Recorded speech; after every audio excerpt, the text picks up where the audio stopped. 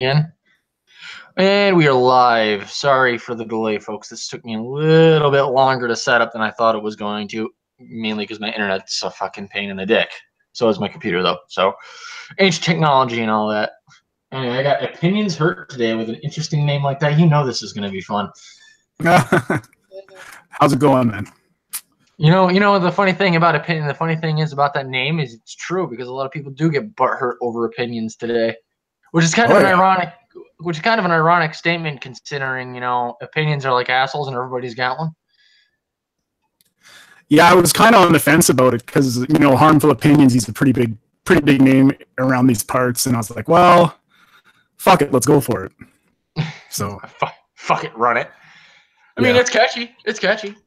Yeah, it works. Although when I was trying to at you on Twitter, his profile did come up, which I'm not. Like, I don't follow him or anything, so it's like I've never added him before in my life. So what's the deal with him being homeless now? I don't follow him either, but I heard a bunch of shit about he's homeless and whatever now. I have no idea. And he deleted all his social media and then brought it back like a day later or some shit. That's news to me. I mean, I don't even know what his financial situation is, what his marital status is. I don't know if he's dating somebody, if he's married, or what the fuck's going on with that dude. So I know he's got a sweet accent. Yeah, this is true.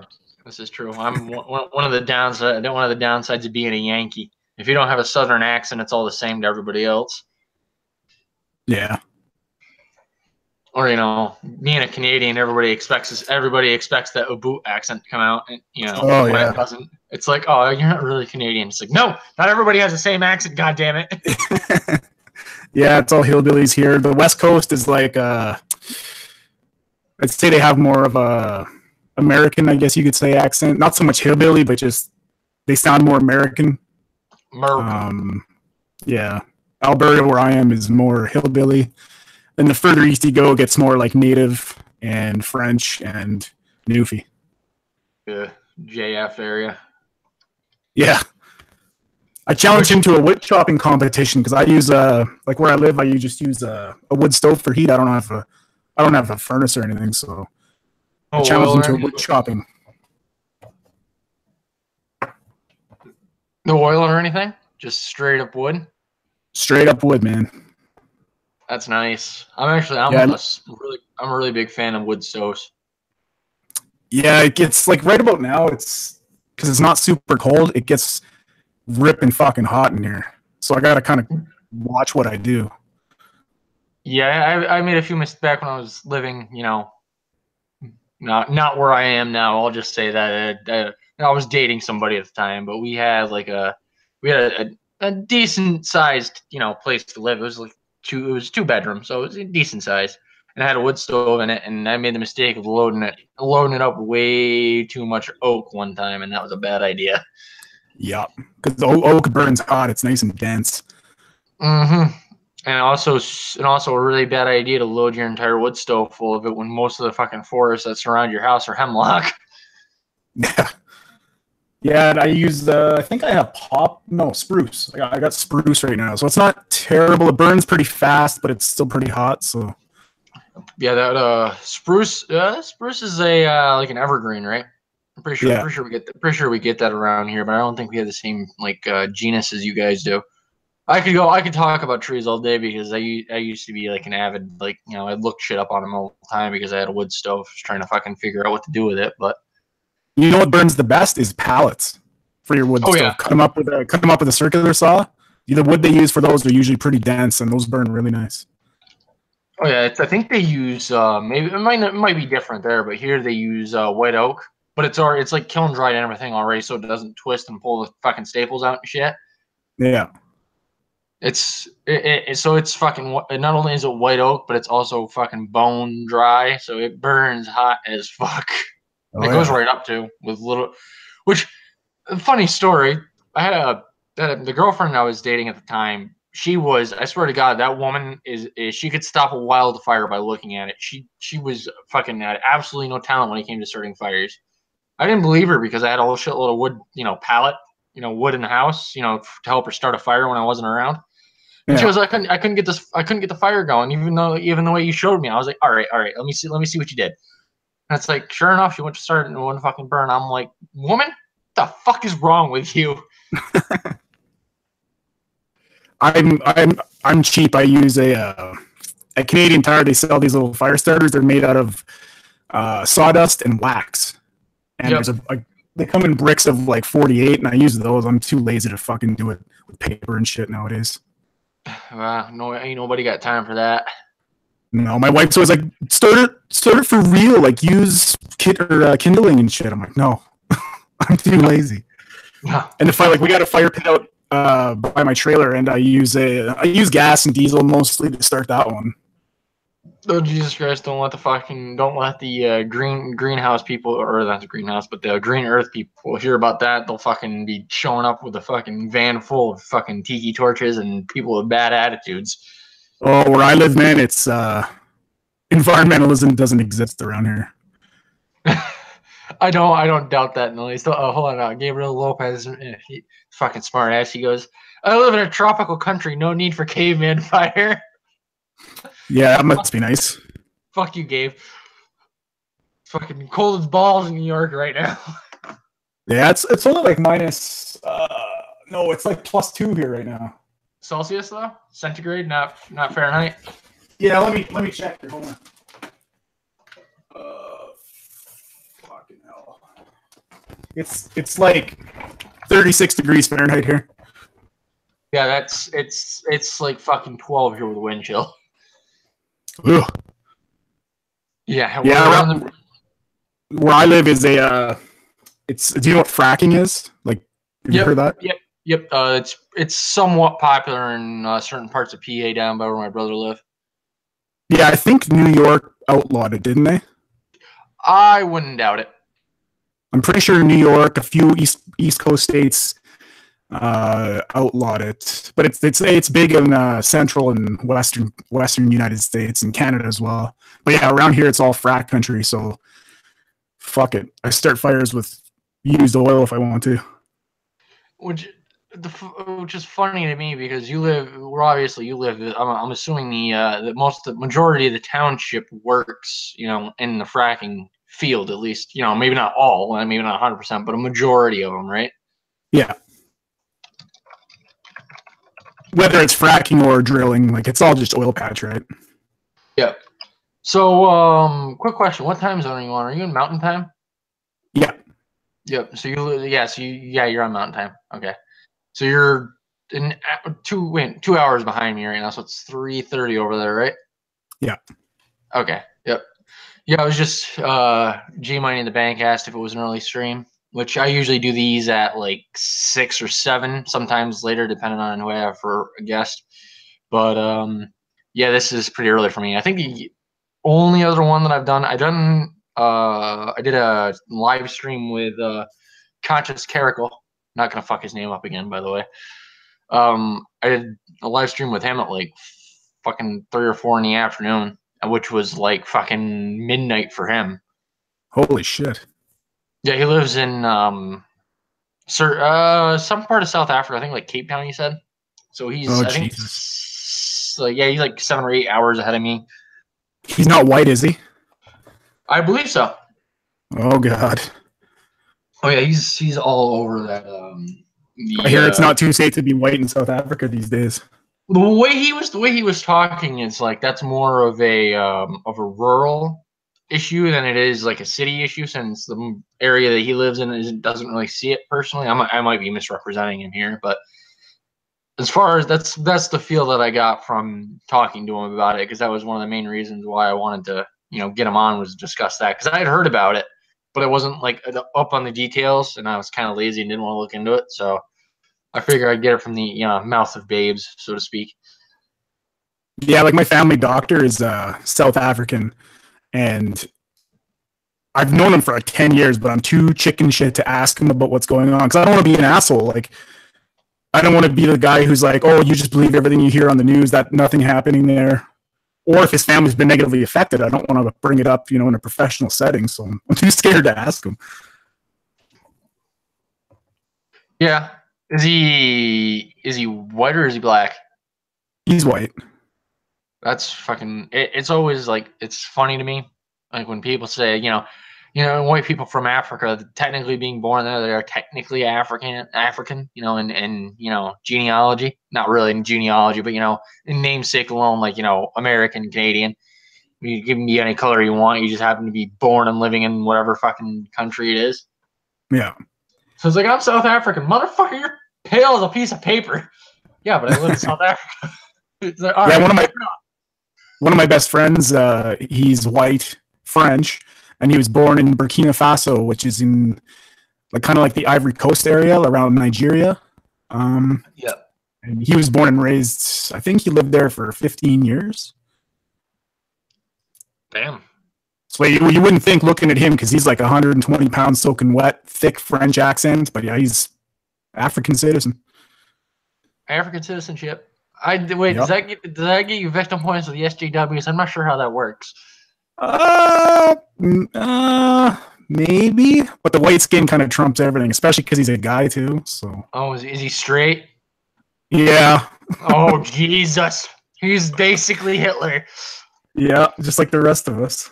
Yeah, right. It's like I've met a few SJWs in my personal life. They're not really that popular around here. They're more popular in like Albany and the larger cities for obvious reasons. But I have come across a couple of them, especially the feminist types, because we're like right out of the college here. And it's funny when I'm talking to them like at a bar, and I'm like, oh, this she's kind of cute. I want to talk to her, and see if I can get my dick wet tonight. Oh, and it brings up like gender studies or something. I'm nope, I'm out. Fuck this. I ain't touching this bitch. I'm gonna. Yeah, one of my friends' wife. They married now? Yeah, they're married now. She's like she's one of those on the fence feminists. Like she doesn't say she is, but she is, but she doesn't say it because everybody in this town is like really conservative. So every time I see her, I go in on her about the latest and greatest of hating white people, and she just smirks, but I know it bugs her, which is fun. That's funny. Yeah, it's not easy being that in a very conservative township, I bet. But how do you go back from this? Like what was I watching earlier? I don't remember what I was watching, but it was again another story about it sucks to be white and white people shouldn't be doing this and that. How do you turn back? How do you turn around from this shitstorm that they've started? I don't understand how they're going to get out of it. Oh, you see, you got the other side of the pendulum. You got the alt-right coming out now, so this is going to be interesting. I always say I want to take Antifa and the alt-right and put them all on an island, and let them fight to the death, and whoever comes out on top as the ideology, I'm going to adopt. Fucking Viking style that bitch. Like, it's one thing for these two groups to be fighting, like, let's say on YouTube or on these fringe news networks like InfoWars or Breitbart or the Young Turks. It's one thing to be fighting there, but to be bringing it so mainstream where it's affecting normal people from doing normal things like, I don't know, being employed at James Damore. Like, when it's gone that far, how do you fucking come back from it? How does the pendulum come back? It blows my mind. Well, realistically, the only thing that's gonna change, like in specifically the Google case, the only thing that's gonna happen that could possibly get Google to change the course that they have already set themselves down is if a competing company came to the forefront, actually gave them a reason not to be a bunch of fucking judgmental fucking SJW catering assholes, because.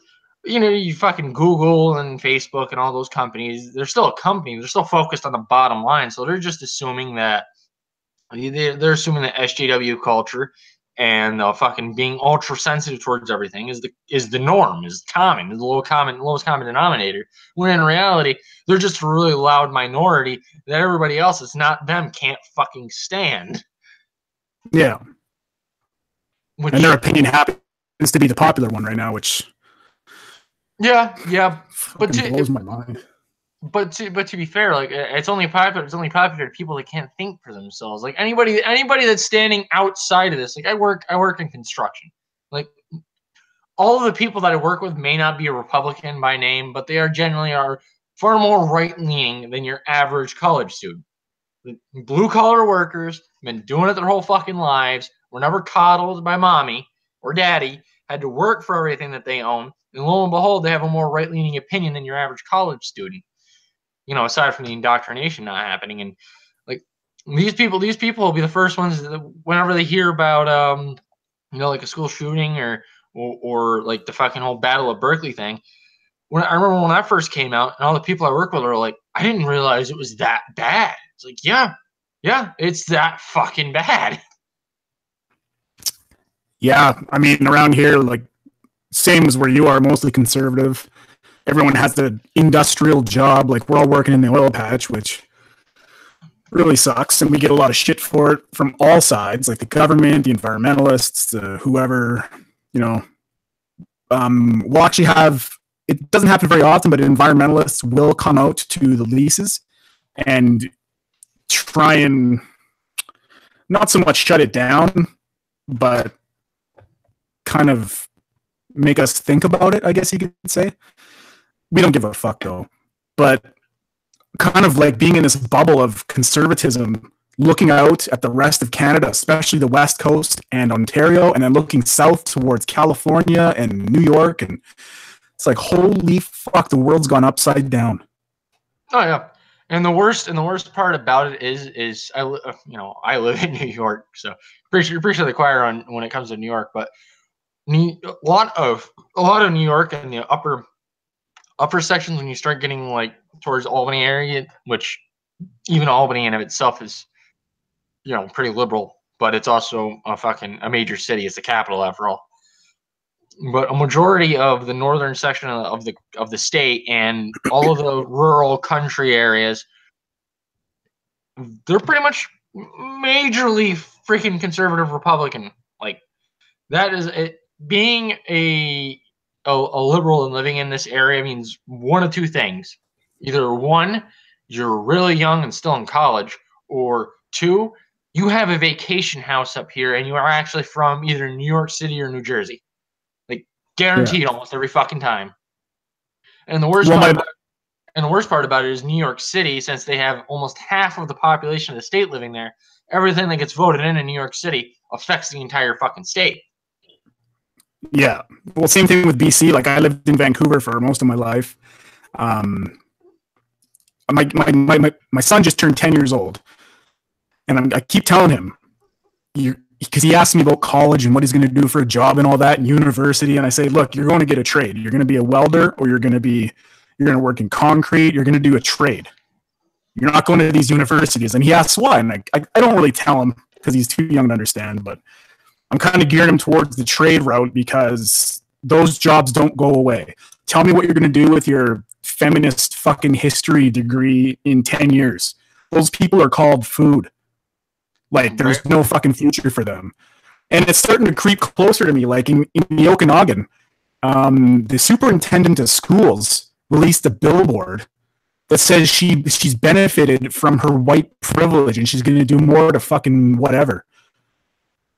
It's getting so close to me. I just want to drive. I want to go to the North Pole and just fucking turn the internet off. Right. I'm just gonna go live in Alaska. Thank you very much. The northern section of Alaska, I might add. Yeah, go take their guns away. See how that turns out. Oh yeah. That's funny. It's down here in the States is an interesting case, mainly because, you know, we've had our nation was pretty much literally built around the firearms. If it wasn't for our advancements in riflery over the British, we might have still won the Revolutionary War, but it would have been a hell of a lot more difficult. But question. What's that? Where was David Hogg yesterday with the fucking high school shooting that was stopped by an officer with a gun?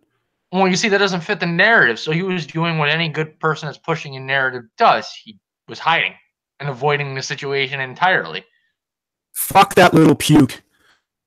I don't even think he's that young. Like, there's just something. There's a lot of shit that goes on. There was a lot of shit that's going on with the whole David Hogg thing and all the other kids that were involved in that situation. That just, it looks weird when you put it on paper. Like, Almost immediately after it happened, they had all kinds of news coverage and all kinds of interviews already lined up. So I don't really buy the conspiracy that they're paid actors or whatever. Like, I don't know. Nobody's ever gonna fucking know. So why bother thinking about it? What I don't like is how they'll push so far on one side, but then a month later, when something else happens that supports the other side, they got nothing to fucking say about it.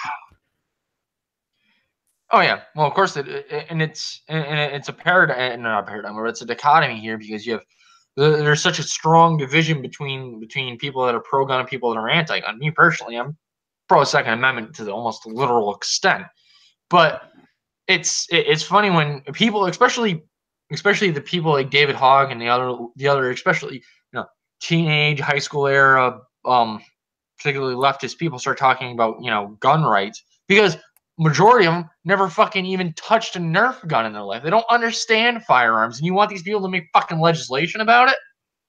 Well, those are those kids that you go to a sleepover with, and they're not allowed to make a gun shape with their hand because it might offend somebody.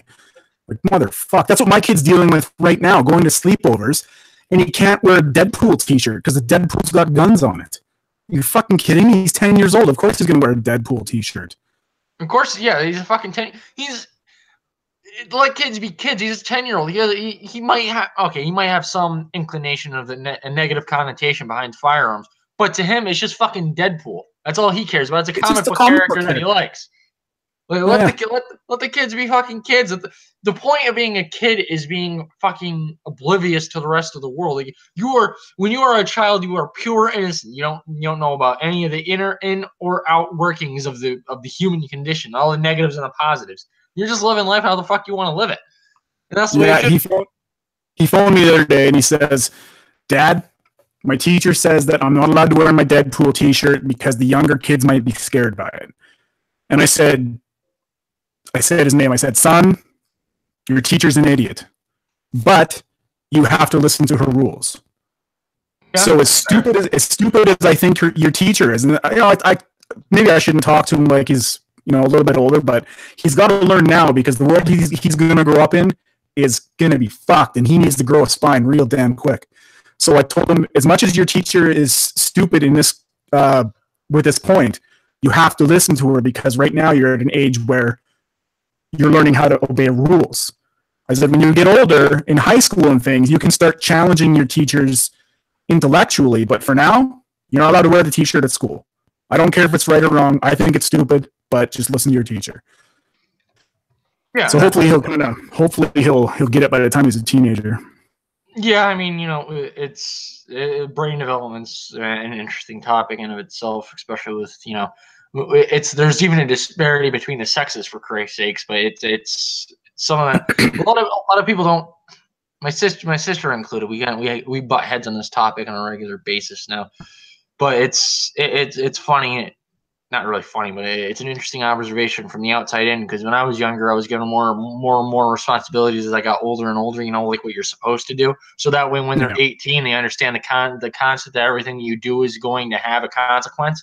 But the consequence isn't always going to be bad. But if you do something stupid, 9 times out of 10, the consequence is negative. So don't be an idiot.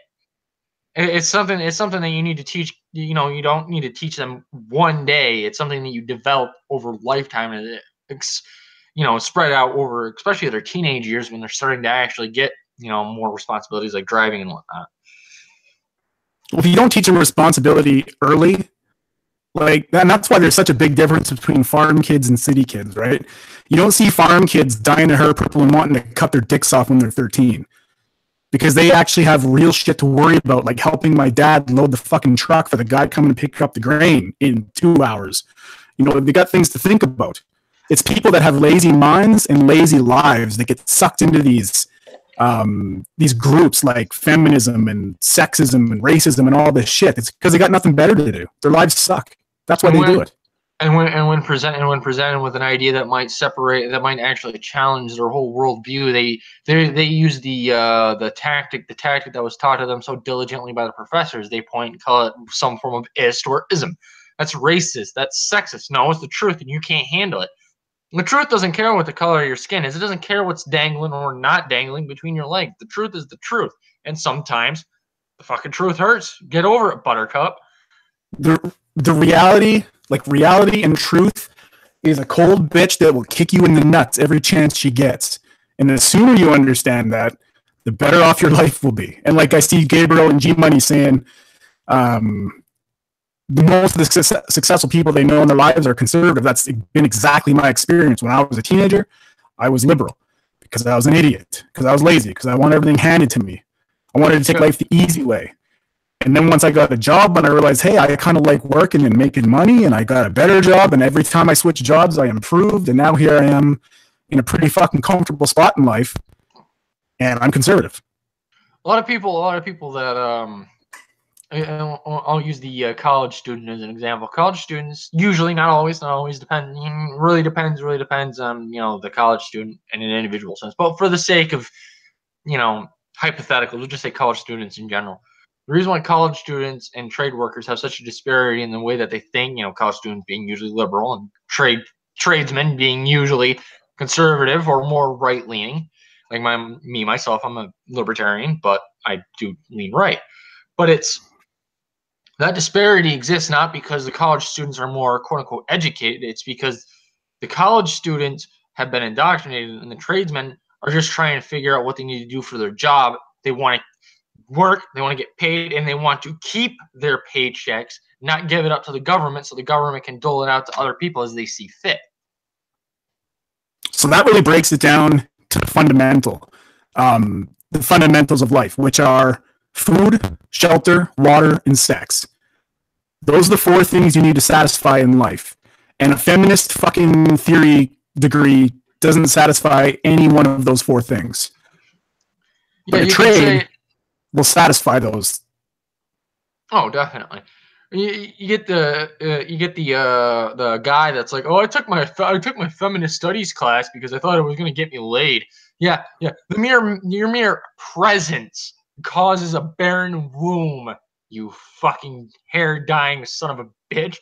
And when it comes to the tradesman thing, when like my sister, she has this like calendar that she got for Christmas from, I forget who she got it from. It was one of her friends, but it was a fucking joke calendar, and it was full of not nude, but men of little bit just above nudity. We'll say that. And all of those men that were in those pictures were shown to be in some form of trade, like carpentry or firemen.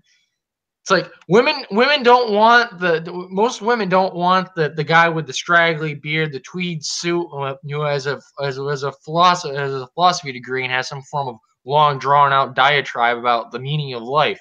No, they want the guy that fucking drinks all day and nails 2x4s. Like, so the guy that has the feminist theory degree or the social studies degree or whatever, he's going to go to his 20-year class reunion with a bunch of fat, lesbian, blue-haired fucking cat ladies. That's who he's in class with. I mean, you're not wrong. You're not wrong. Whereas the tradesman gets a trade. He goes to work. He makes a very good living, a stable living, probably with really good benefits if he works for somebody, or stability if he's self-employed. That money brings food and water and shelter. Food, water, and shelter in a stable environment attract females. It all fucking works together. As stupid as that may sound to a lot of people, that's the fucking fundamentals of life. Well, it doesn't sound stupid because at our core, humans are still animals. We still have our baser instincts, and it would make sense for a potential female mate to be more attracted to the male mate that can provide the essentials and protection on top of that. Exactly. So a soy boy who lives in his mom's basement who rides his fucking bike to work, how is he going to compete against somebody in this area who owns everything they have and has a very stable job and a retirement off in the distance? Like, it's a no fucking brainer. These people don't see. Well, the soy boy is only going to attract one kind of woman, and the one kind of woman that's attracted to that soy boy is attracted to that soy boy because he is a soy boy. He's easily manipulated and he's easily dominated. I mean, I'm not saying I've never dated a dominant woman before. I have, but the fact of the matter is it's going off of that. It's very interesting when two people with dominant personalities collide. It does not make for a fun day-to-day basis. fun in the sack, but the personalities clash on a regular basis. That's the reason why the dominant female personalities tend to prefer the, less dominant or, beta, if you will, male personality, because they want to dominate somebody. Every dominant woman I've ever met always wants money. They always want shit. They want, let's move to a nicer house, get a better car, give me some money for a purse or whatever the fuck. So I understand where you're coming from. I just don't get how, in my experience, a woman like that can go for a soy boy because they don't have any fucking money. In my experience, it's all about money. Like, dominant women, they just want money. True. Oh, I guess in my circumstance, I was referring more to the to a woman that was in her younger years that hasn't quite yet figured out exactly what she's looking for in life. So college age. Yeah. It's still looking for the boyfriend that's just happens to be a boyfriend instead of a provider. But that's it's also, and you also have the women that actually have a career of their own, produce for themselves as well, which is an interesting case. Which I find a woman that's in her own trade. I find a woman that's in her own trade to be more attractive than a woman who's trying to piggyback off the success of a man, because the woman has something to offer in the fact that the woman proves that she has an ability to do something, and therefore, if she has the ability to do something, she has a talent, and therefore she's probably at least average or above average intelligence. So I'm going to tell you something that kind of goes into what you're saying, and the men in the chat, get your bow down emojis ready. So here's my situation. I don't work. Right now I collect a disability check because my back's fucked. I had like three or four surgeries over the last 5 years. My wife is a teacher. She went to school. She teaches full time, makes a really good fucking living. And she wants me to stay home full time and raise a newborn baby. Well, whatever works for you. How fucking lucky is that? All I gotta say is your pussy eating game must be on point. Like, we talked about it a few years ago about having a kid, because I already have a kid from another relationship, and I was talking to her about it, and I'm like, well, it's going to be hard if I'm working in the oil patch and you're a teacher, and I want somebody to be home, so I was going to stay in the oil patch so she wouldn't have to work. But with my back being so fucked, we just decided to change some of our finances around, and she said, yeah, you know what, I'll stay working, you stay at home. So I mean, at the end of the day, as long as both agree and both are okay with it, I mean, the whole point is that it's pretty rare to find a woman that would actually agree with the man staying home and providing for the man. G Money in the Bank says, I'd rather go to work than have a fucked up back. Yeah, you know what? You're right, because having a fucked back sucks. Like, I have screws and rods holding half my back together, and it hasn't been a fun 6 years. After that, did you look at the doctor and say, when I said I wanted to get screwed, this is not what I meant? Yeah, well, luckily healthcare is free here, so. Yeah, not so much in the States. But again, the main reason why healthcare costs so much in the States is because the government got involved. That's a whole that's a whole can of worms right there. Yeah, I don't know, because everybody says, like, I listen to Ben Shapiro and all them say, look at Canada and their super long wait times, and is that what you want, is to wait for 3 days to get a surgery? It's like, that doesn't happen here at all.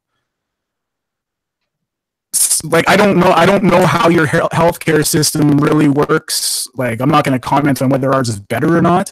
I just know that the conservative pundits that I listen to don't have it right when they say that our system sucks. Fair enough. They're wrong about it. So, but that's which one's better. I don't know. In our situation, we do have.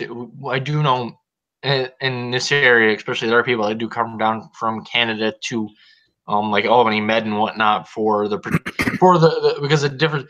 I don't know if it's a difference in technology or if it's a difference in price or what it is, but I do see it on occasion. Canadians coming to the U.S. specifically for the healthcare side of it. But our healthcare system is all fucked up because the government got involved back when it was privatized in less regulated, it was actually far cheaper just to pay out of pocket than, to pay taxes on it, which is realistically the way I think it should be. But I'm not a political pundit either.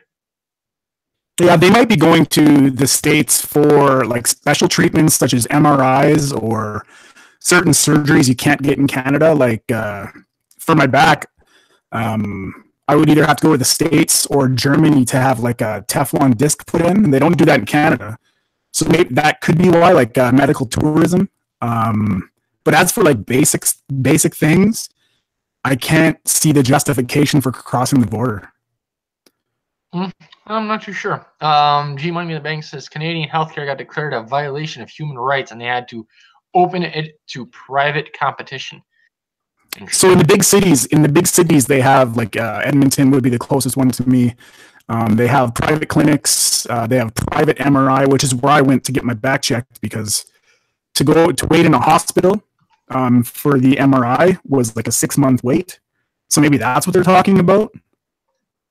Probably. I don't know, but in my experience, it hasn't really been that bad. So when I hear Shapiro and them talking about it, I'm like, I don't know. I don't know what you're talking about. Fair enough. Just you just keep in mind that they're also looking at it from the American perspective too. So in comparison to the way that they might have it, and let's be honest, your Ben Shapiro is not necessarily broke.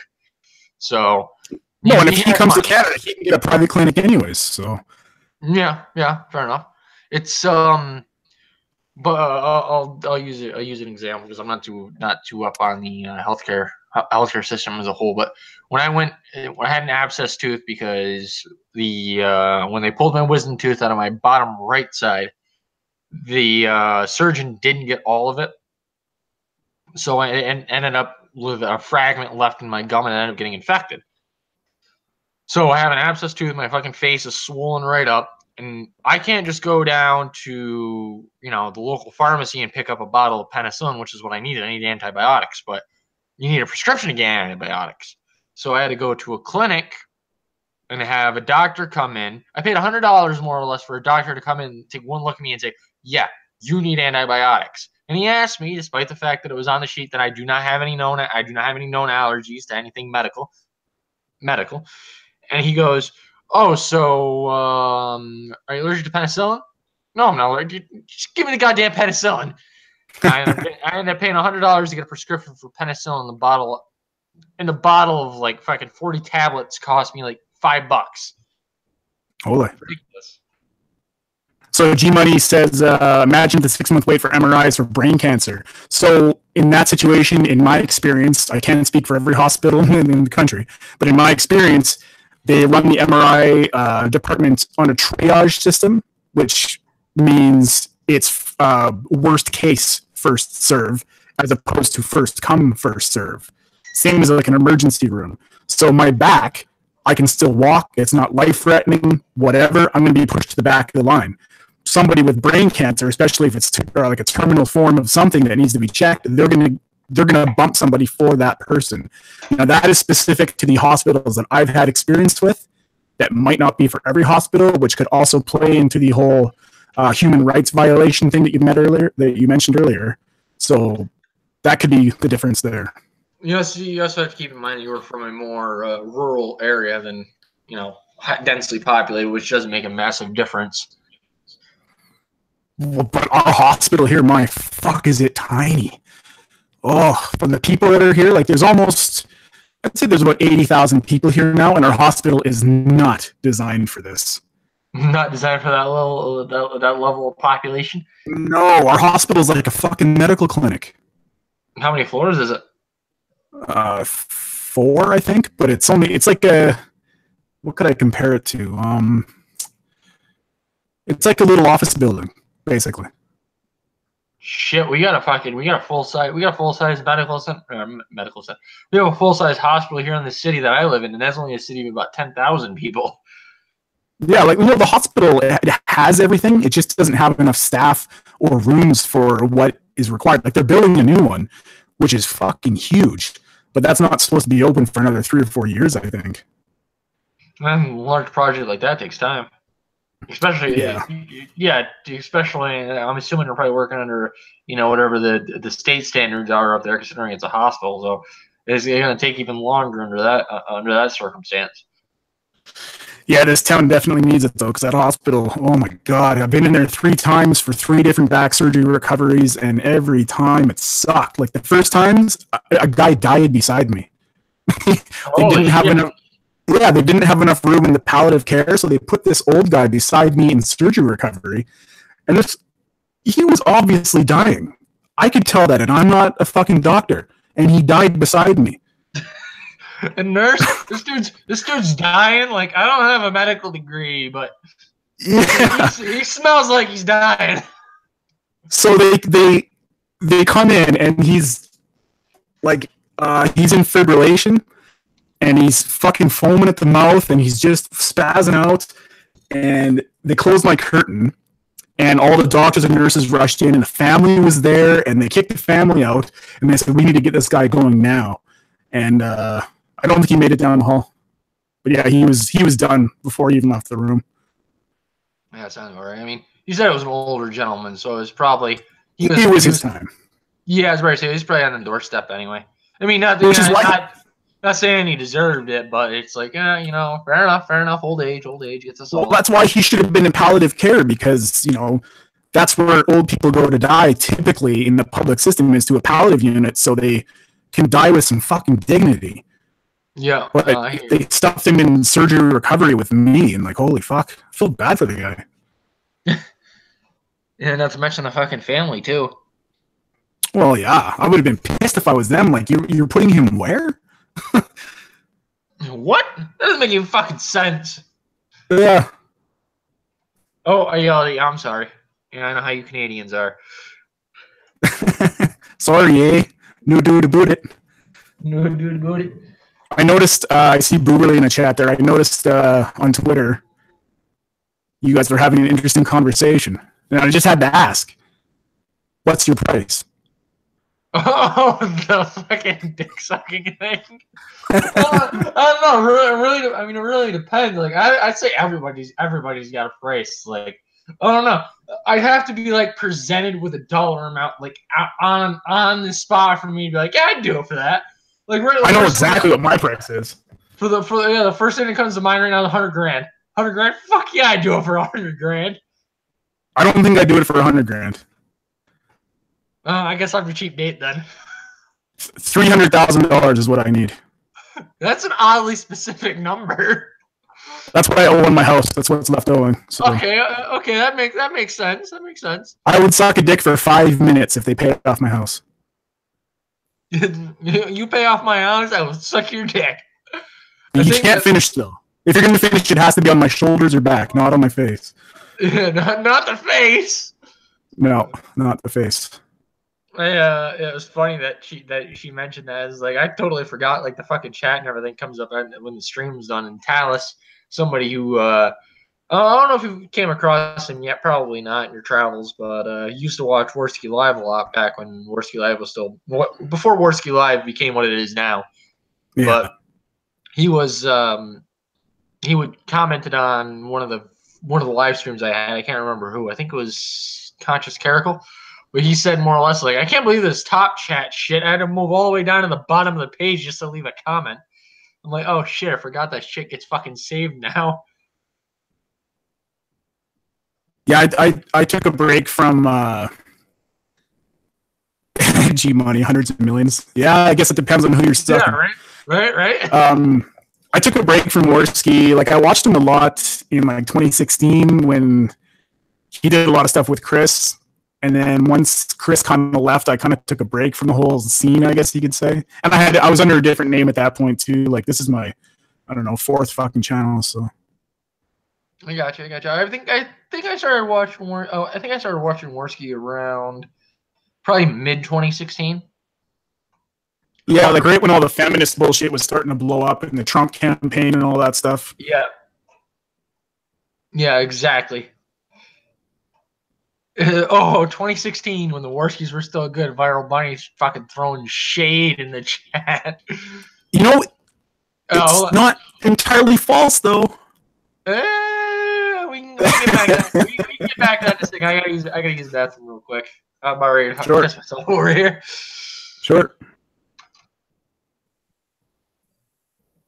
G Money no fap until Dankula is free. I don't know, man. I don't know if I could do that. I mean, I'm married though, so sometimes I don't have a choice.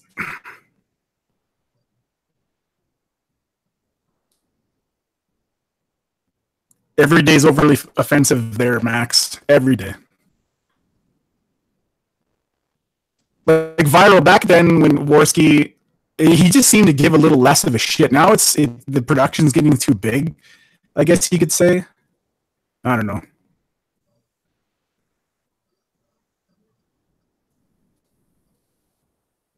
Every channel, I guess, has a great window of time that certain people like, and for me, it was Andy and Chris. That seemed to work out really well.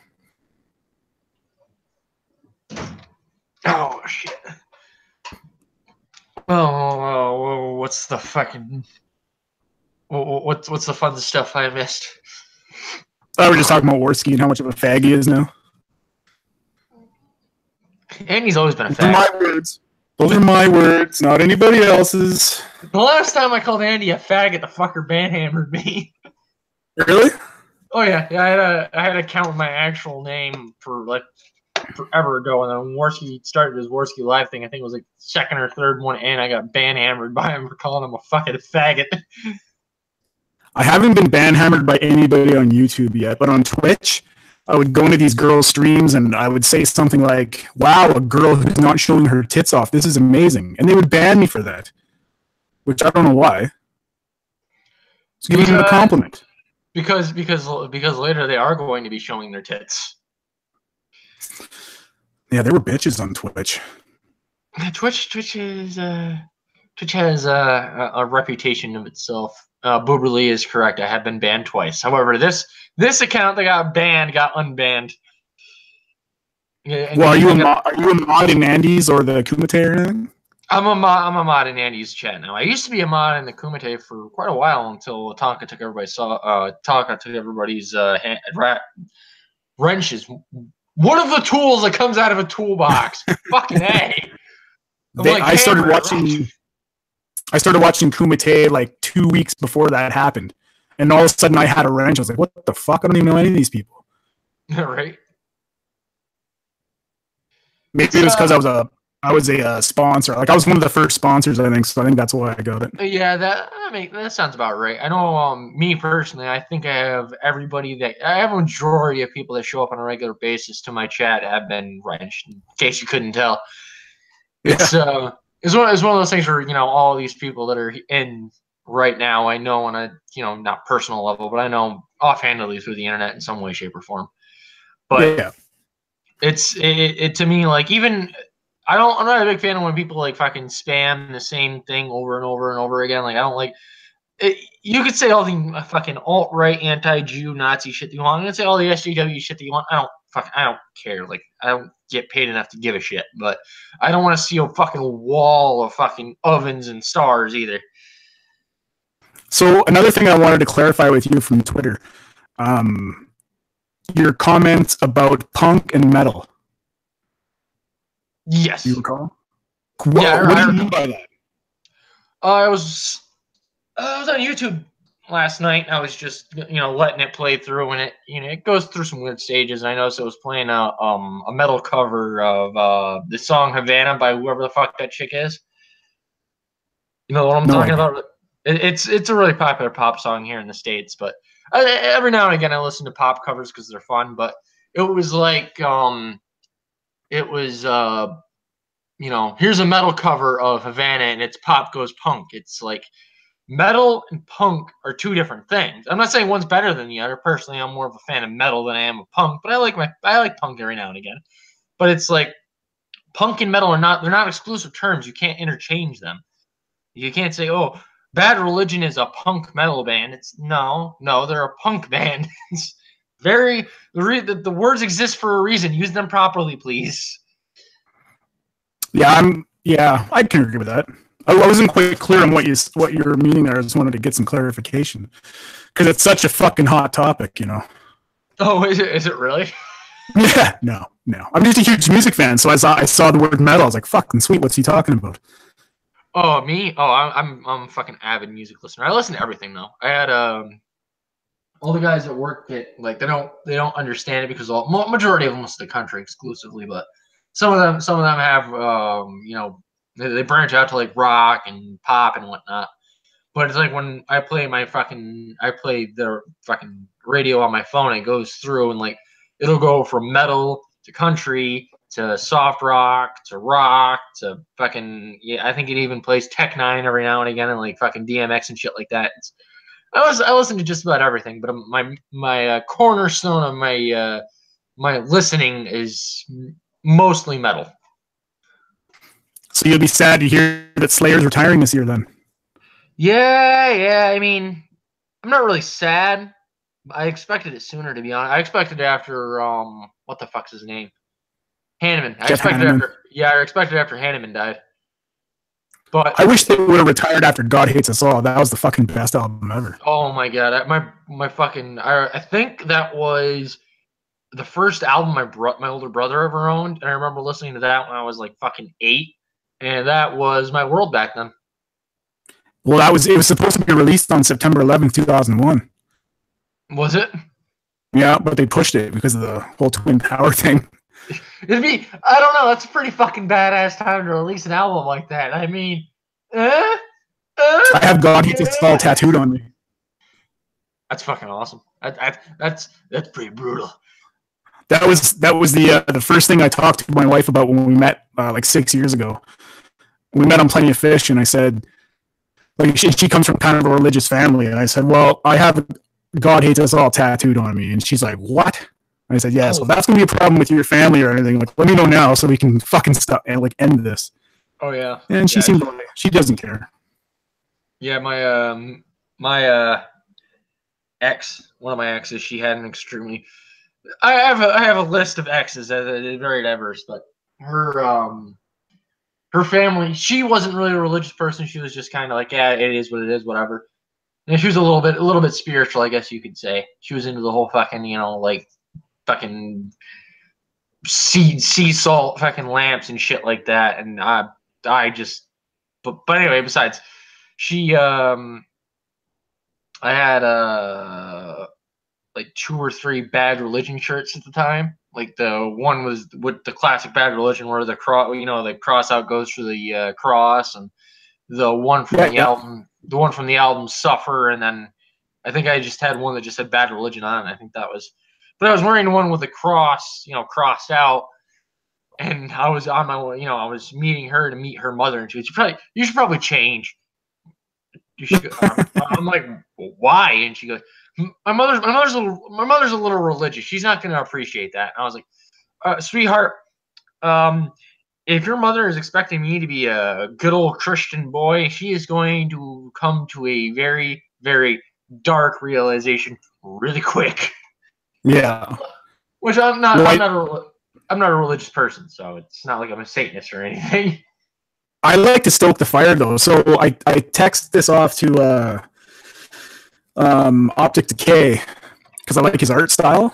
The next tattoo that I want is so it's Jesus and a nun, and Jesus is like really ripped and his robes are really tattered, and it's almost like he just like came through a war or something, but you can still tell that he's Jesus.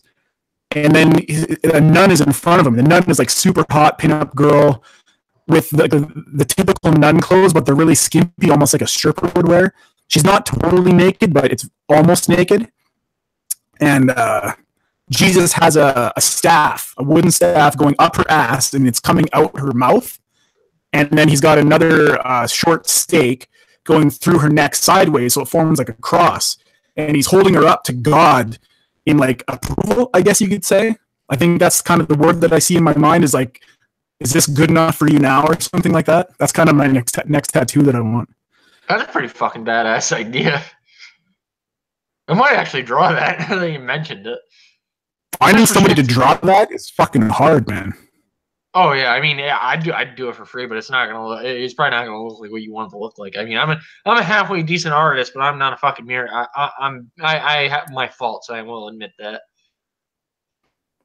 It was inspired by when I learned about Jonathan Davis's tattoo of a nun getting an abortion with a coat hanger. I was like, holy fuck, I need something like that. That's awesome. You know, do you know the band? Oh wait, hold on. I do a shout out here. Tim Tarbuck says hashtag Wrenchless Lives Matter. Don't forget, folks, wrenchless people are people too. It's but he will always be wrenchless. Oh, he shall always be wrenchless. I was gonna say, oh, have you ever heard of the band Cannibal Corpse? I'm assuming you have. Yeah. They were only in my favorite movie of all time, Ace Ventura. Fair enough. Fair enough. It's now, to be fair, I'm only a fan of the Chris Barnes era. Oh, is that what the hell's the stage name? Corpse Grinder? I think that's no. Chris Barnes went on to form 6 Feet Under. Okay, yeah. I think he was around before Gore Obsessed came out, right? He was the original singer, yeah. Yep. So he was around for like Hammer Smash Feast and everything. Yeah. So yeah. That's. I mean, don't get me wrong. I like Gore Obsessed too. That's my first album by them that I ever heard, and that was my first introduction to death metal, which was a pretty fucking epic introduction, I might add. But yeah. I saw them live, and I think they're the best fucking mosh pit. One of the best. The best was Hatebreed, but I'll tell you that in a second. The second best though was definitely fucking Fucked with a Knife by them. That fucking mosh pit was insane. I've never seen them live. I don't like when, I don't know if they did this or not, but when bands do the Wall of Death, I don't like that. Oh, you're not a fan of the Wall of Death, huh? No, you know what that is, right? Oh yeah, I've been in one. Yeah, I'm not because I like to go to see bands to watch the band. Like, I'm not too much of a mosh pit guy. But the first concert I ever went to was Ozfest in '99. And I was in the mosh pit for like Slayer and Primus and all that, but I've seen a lot of bands after that. I just like to sit in the back and just watch the band. It was nice about the venue that I went to there was a floor, and then there was kind of like, you know, not the nosebleeds, but it was a bar that was set off to the side that was away from the crowd. So that was populated by a majority of the people that wanted to avoid everybody. But what's your Hatebreed story? So Hatebreed is my childhood and still to this day my favorite band of all time. I remember when I first got The Rise of Brutality, and then subsequently I bought Satisfaction is the Death of Desire, which awesome fucking title, by the way, is very true. But I saw them live when they were playing with a Cannibal Corpse, so I got to see my brother. I was with my older brother and my older sister, and my older brother was up from PA. So not only did my older brother get to see his favorite band, but I got to see my favorite band and two other bands that I really, really enjoyed. One being Unearth, and the other being the Black Dahlia Murder. But I got to see my favorite band. He got to see his favorite band.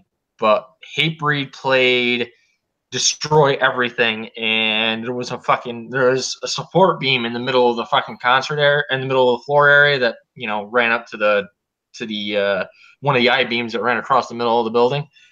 And fucking Jamie Josta got us to do a fucking massive mosh pit around that pole being the fucking center of it. I'm pretty sure the whole floor was involved in that one. That was fucking insane. Yeah, I seen Hatebreed when they toured with Slayer in like 2002 or 3, something like that, at the Commodore Ballroom in Vancouver. Motherfuck, was that a good show. Probably the best show I've ever seen in my life. No, can't say that. The best show I've ever seen in my life was Tool at General Motors Place in 2001 for the Lateralis tour. That fucking was amazing. But Hatebreed is definitely a really good small venue fucking band. I've seen some videos of them playing live, and from what I can tell, from what I have seen, it seems that they are pretty consistently. They're very engaging with the crowd in a very popular live performance. And a lot of energy going. Yeah, it works better for smaller. Like, hardcore is a lot better for smaller venues. Like, do you know who Cancer Bats are? Yep, I know who the Cancer Bats are. Yep. So I seen them play for an all ages show, and the capacity of this place was only like 60 people. It wasn't a bar. It was like a little, I don't even know what the fuck kind of place it was, like a cultural center, I guess. And there's 60, maybe 70 people, and fuck, did they rock that place, man. It was amazing. I love watching little bands like bands like that can work a really small room that well. Just blows my mind. Oh, it's funny to me on the other side of that, because I've filled in it. I used to have a band, and I filled in a few times for buddies of mine when they've had family issues come up or whatever. Mainly I'm a bass guy, but I can fill in for vocals and guitar if I have to, but I prefer to stay away, especially the vocal side of it, because I'm not a good singer. But I can scream, I can do that, but I try to avoid the vocal side of it. But I've never been at a large venue. It's always been small local bars, and all of the bands that I have played with in the past have all gone pretty. You get a lot more feedback from a smaller venue, especially being the band. You don't have like a backstage to disappear to. You guys just kind of like leave the stage and take your roadies come out, when not your roadies, but you take all your shit with you when you leave, basically. But you also have a chance to go in and meet the crowd and actually meet with them person to person in a in a person to person setting, and you actually get feedback from them, which is always nice. It's so funny you're a bass player. Why is that?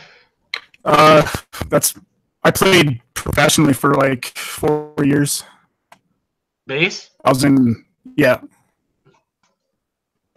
a fairly well-known band that I'm not going to say who they were, but playing music's a big part of my life. We'll just call them the other guys. The band, it's not too far off. The band that plays before the band that you showed up to watch. No, they were the band you showed up to watch a couple times, but nice. Yeah, drugs and shit. Fuck. I joke about that, but to be honest, I have heard of quite a few good local bands because of that, showing up at a show early. Like I went and saw Kitty with Soil, and I showed up to watch Kitty and Soil, but there was two local bands. One was named Junkhead, and the other was named This Time Stars Fall. And there was a third band called like Leo or something like that. They weren't like popular, but they were well known enough to have like posters for the venue.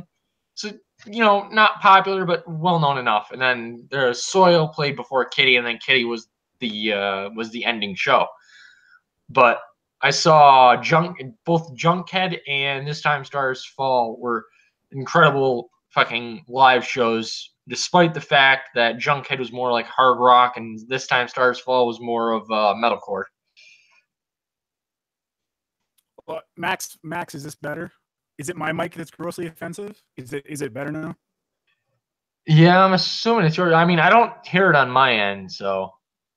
I think I might have been coming in hot. I just turned the gain down a bit, so let me know if it's better, if it was me or not, or if you're just fucking with me. Well, my story about the band that the band that you show up and they're the early band and they happen to be really good was Slipknot. Oh, really? Back before they got really popular? Yeah, it was the year they got popular, 1999, and I didn't see them. All my friends went, "Oh, let's go watch Slipknot." And I was like, "Fuck that! I'm here to see Slayer." So Slipknot got billed at pretty much the same time as Slayer, and I stayed for Slayer while everyone else went and watched Slipknot. And motherfuck, I'm pissed. It's crackling. Hold on. Yeah, it's very say. I can't hear it on my end, guys. Just so you guys know. How's that? Is that better? It sounds. Yeah, you're asking the wrong guy. I don't know. You have to wait for the chat to catch up. Yeah, I don't know why it would be crackling. Everything looks good here. Do you have I'm assuming you have a regular mic and not like the earpiece type, not like the one attached to the headphones? No, I my setup is pretty fancy here. All right, I got you. I should have known better, being seeing that you were in a band and all, but I'd ask.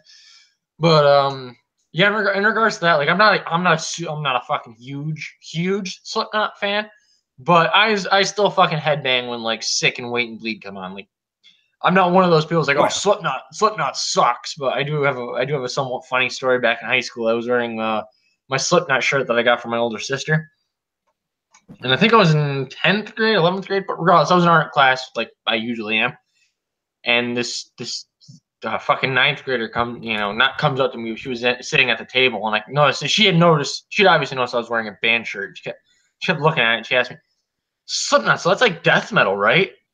And I never wanted to hit my head against the desk so hard. I'm like, no, they're not. Speed metal, maybe. Metal. They're not definitely thrash. Yeah, and it's one of those things where like I'm not going to get into the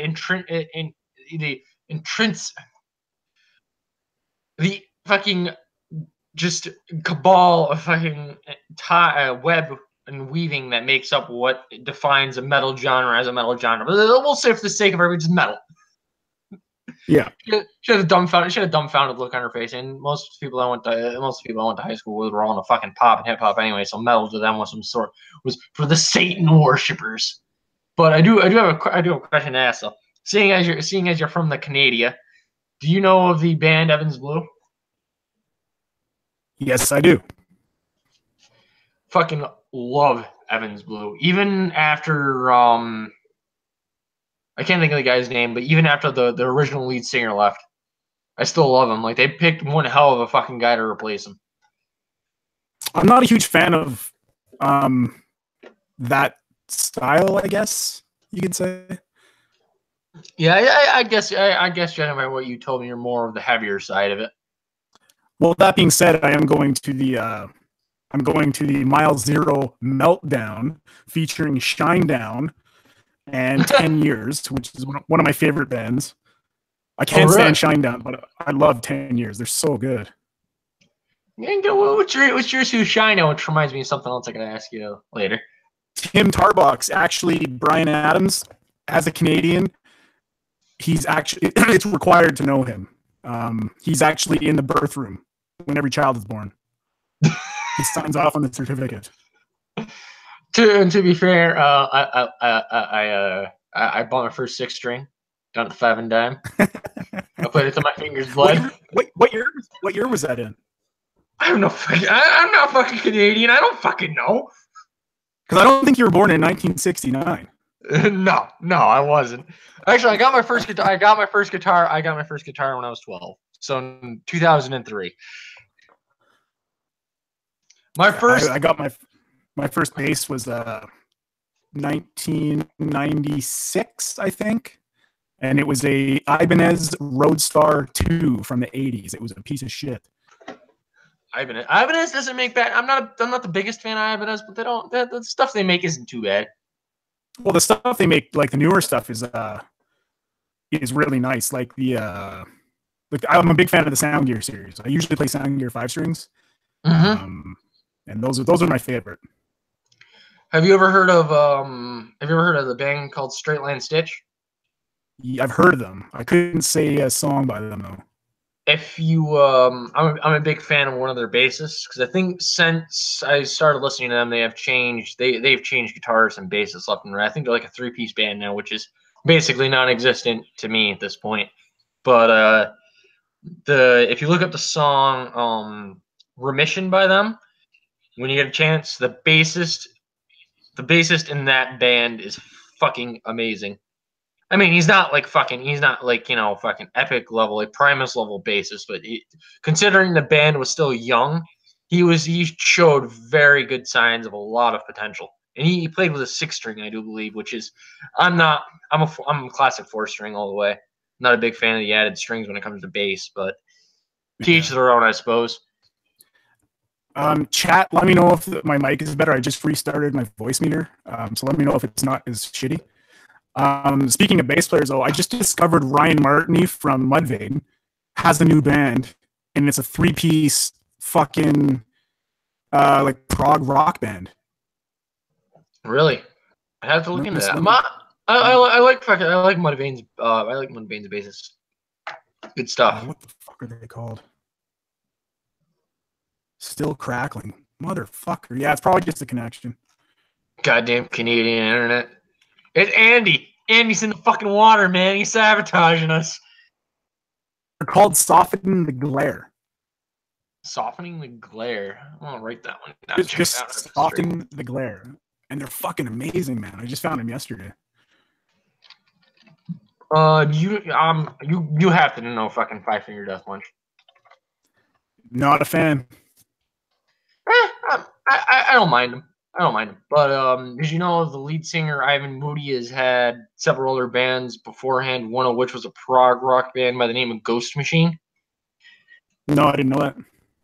You might not like them because they're more the softer side or a softer side of rock, but they have a unique sound, which a lot of people don't seem to like. There not a lot of people, but there seems to be two kinds of people when it comes to Five Finger Death Punch: people that like them and people that can't fucking stand them. So I'm one of those. I'm one of those. Go ahead. I'm a column B kind of guy. Fair enough. They came out with that cover song a while ago. What's that big cover song they did? Which one? You got House of the Rising Sun? No, the first one they did, like 7 years ago. Bad Company. Yep, that one. That's not I like that. I like that one. To be fair, it's Bad Company. You have to be really, really bad to fuck up Bad Company. Yeah, when you're starting with a good foundation of a song, it's hard to fuck it up. Oh yeah, I'm a huge Bad Company fan. Not like the song individually, but like the band as a whole. Like I love Bad Company. But that's but to ask a question that I was gonna ask that I completely forgot I was going to ask you. So what's your issue with Some Black Guy? Oh right, this it's nothing personal. I just can't stand his fucking face.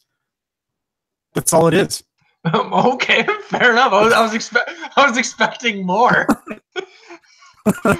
No. This one time, he said something about me and he fucking doxed me. Nope, I just don't like his face. No, can't stand the fucking guy. I can't stand the way he looks. I can't stand the way he dresses. I can't stand the way he talks. He puts, you know what? You can't take anything away from the guy. He edits his videos well. He's somewhat well researched. He's kind of a fence sitter. Like he's like the fucking Black Boogie, which I think maybe that's deep down why I can't stand him, because he doesn't take a fucking side. But 99% of why I don't like him is strictly because of how he dresses and looks and talks. Fair enough. I'll get back in a second, but Tim Tarbucks in the chat says I should first Brew says I think it's a connection because he sounds kind of robotic. Canadian internet, what you can do. It's competing with Worski, that's what it is. Yeah, so Worski's fucking doing it. I'm gonna hold on, I get my tinfoil hat on before I go on that tirade. But Tim Tarbucks in the chat says Five Finger Death Punch, House of the Rising Sun is great. I had a music video on my iPad workout video playlist, very Road Warrior. I will be the first to announce it here in the public space. I do not like that. I do not like that song by them, and I do not like that music video that they did. House of the Rising Sun to me is particular to the Animals. Like even I think there was another band. I think Down did a cover of it, and I'm not a fan of that either. It's just it's very difficult to capture that same like guitar tone and voice that the singer had when they did the song. But that's my personal opinion. I do like Bad Company though by Five Finger Death Punch. That's a rocker. So they call those a rocker. It's a rocker of a song. But like I said, it's Bad Company. It takes a lot to fuck up Bad Company. Right around that time in my life, I was doing a lot of cocaine, and a big song out at the time was "Sophie Needs a Ladder" by Deadmau5. Yep. Ugh, the amount of cocaine I've done to that song, fuck, so good. It's bringing back all these memories, man. All the memories of coke. I'm getting jitters just thinking about it. Yeah, I went on a little Deadmau5 deep dive there a couple of weeks ago. I was like, fuck, I want to do drugs again. Oh shit, Byron! I want the wife find out about this. That's the old me, not the new me. She knows about my fucking drug past. Oh yeah, it's funny that there's a Canadian comedian. Imagine that. Because if you can't make a joke about Canada, who can? But he goes. One of his skits was, "Oh, they attacked the Twin Towers. We sent over there. And we start bombing their asses. How do they fight us? Anthrax. This is the first time in Southern California people are getting white powder in the mail and throwing it away." Yeah, she's a fucking commodity around here. Oh, cocaine? Oh yeah. Oh, it's like fucking the only thing that's more popular where I live is fucking meth. But that's because any moron with a propane tank and a shitload of kerosene can make meth in upstate New York. Okay, I got a good meth story for you. Oh, this ought to be good. So I used to go to the strip club a lot by myself before I met my wife because I was single. I just broke up with my ex. My kid was living away from me. I had a shit ton of oil patch money and nothing to do with it. So I go to the strip club by myself. And this is like 2010, 2011. So one day I was there by myself and I was getting ready to leave. And behind my chair, I see a little baggie on the ground. And it's like a little baggie that, say, like a gram of coke would come in. So I was like, sweet. This looks like cocaine. I lifted it up. It was white powder kind of. It had funny little drawings on the baggie. I was like, well, fuck it. I'm going to do it. So I went to the bathroom, laid it out on the toilet paper dispenser, and I did it. I snorted it. And probably 20 minutes later, it started to kick in, but it wasn't like a normal coke high. I wasn't feeling, I don't know if you've ever done drugs before, but you'll know what I'm talking about. I started fucking feeling like Superman almost, but then my mind blanked out and I was just kind of watching my body do everything. And I thought, I need to get the fuck out of here. So I left in my truck and I had whatever, doesn't matter what truck it was. I'm driving home, ripped on this fucking mystery drug, and the cops come up behind me. Turns out that night they were looking for the same kind of vehicle I had that committed a fucking armed robbery in the next town over. Meanwhile, I'm ripped on this mystery drug, which turned out to be crystal fucking meth that I snorted when I found it off the floor in a strip club. The lesson to be taken away from this kids is do not snort any mystery drugs you find on the floor of a strip club. All right? Or do it and have a cool story to tell. Yeah, or that, you know. But yeah, I got home and I was like, that was not cocaine. And I fucking went on the old Google machine and I was like, it's got this, it looks like this. So what gave it away was that it was a little more clear and it was chunky, almost like rock salt. Mm-hmm. So that's what gave it away, that it was crystal meth. Yeah. I'll speak here personally. I've never done heroin or meth. However, I have done. Actually, I shouldn't say I've never done heroin because I got ecstasy pills once that were laced with heroin. So I have done heroin technically. That's kind of a contradictory drug, though. Like, why would they do that? I don't. It's always a mix. I've only done ecstasy, I think, like 2 or 3 times in my life. I might be wrong about that. Yeah, it depends. It's, the number I say might go up or down depending on how drunk or high I am. So, But regardless, I was at a local live show in I think it was Montpelier, Vermont, and this guy was fucking selling ecstasy pills, and it turned out that it happened to be laced with fucking heroin. Why? I have no fucking idea. Like, I would understand if it was laced with something less expensive, but heroin's pretty fucking expensive. So I don't know why it was laced with that, but it was not a fun time. Well, yeah, that's weird because MDMA is that's an upper, right? It's a stimulant, whereas heroin is a depressant. So it doesn't really make sense that they would mix the two together. But I guess whatever fucking works for them. The thing, I have actually been drugged before, but it wasn't like the typical roofie. I had somebody fucking put blue acid in my drink one time. I say one time. It sounds like Vira Bunny's done some K-holing. Same reason you get packs of cocaine and ketamine sold together here. The reaction is weird as hell, though. They both do opposite things. Not that I know. Speaking from a friend's perspective,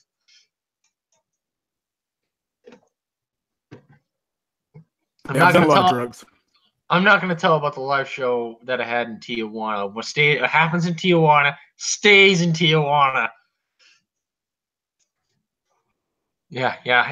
I've done my share of. I still do my fair share of drugs. Like I'm single.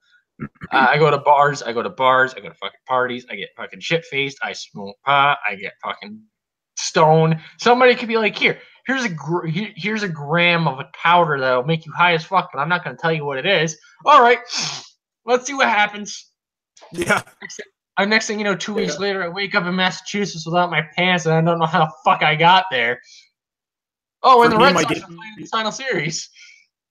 My gateway drug was acid. Mine too, actually. I did acid before. I did. No, that's not true. I did weed first. I did acid second. Yeah, back in the day, it was acid and crack. Talking about interesting combination. So you stay up all night, you're hyper, and you're tripping balls. Yeah, man.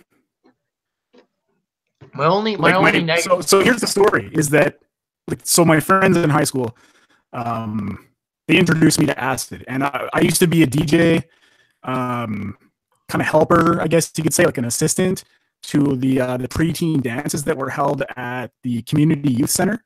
So like all these kids that were between ages of 11 and 14, I think, would go to these dances every other Saturday. I can't remember exactly what it was, but I would help the DJ set up, and I would help select the playlist, and I'd help them tear down.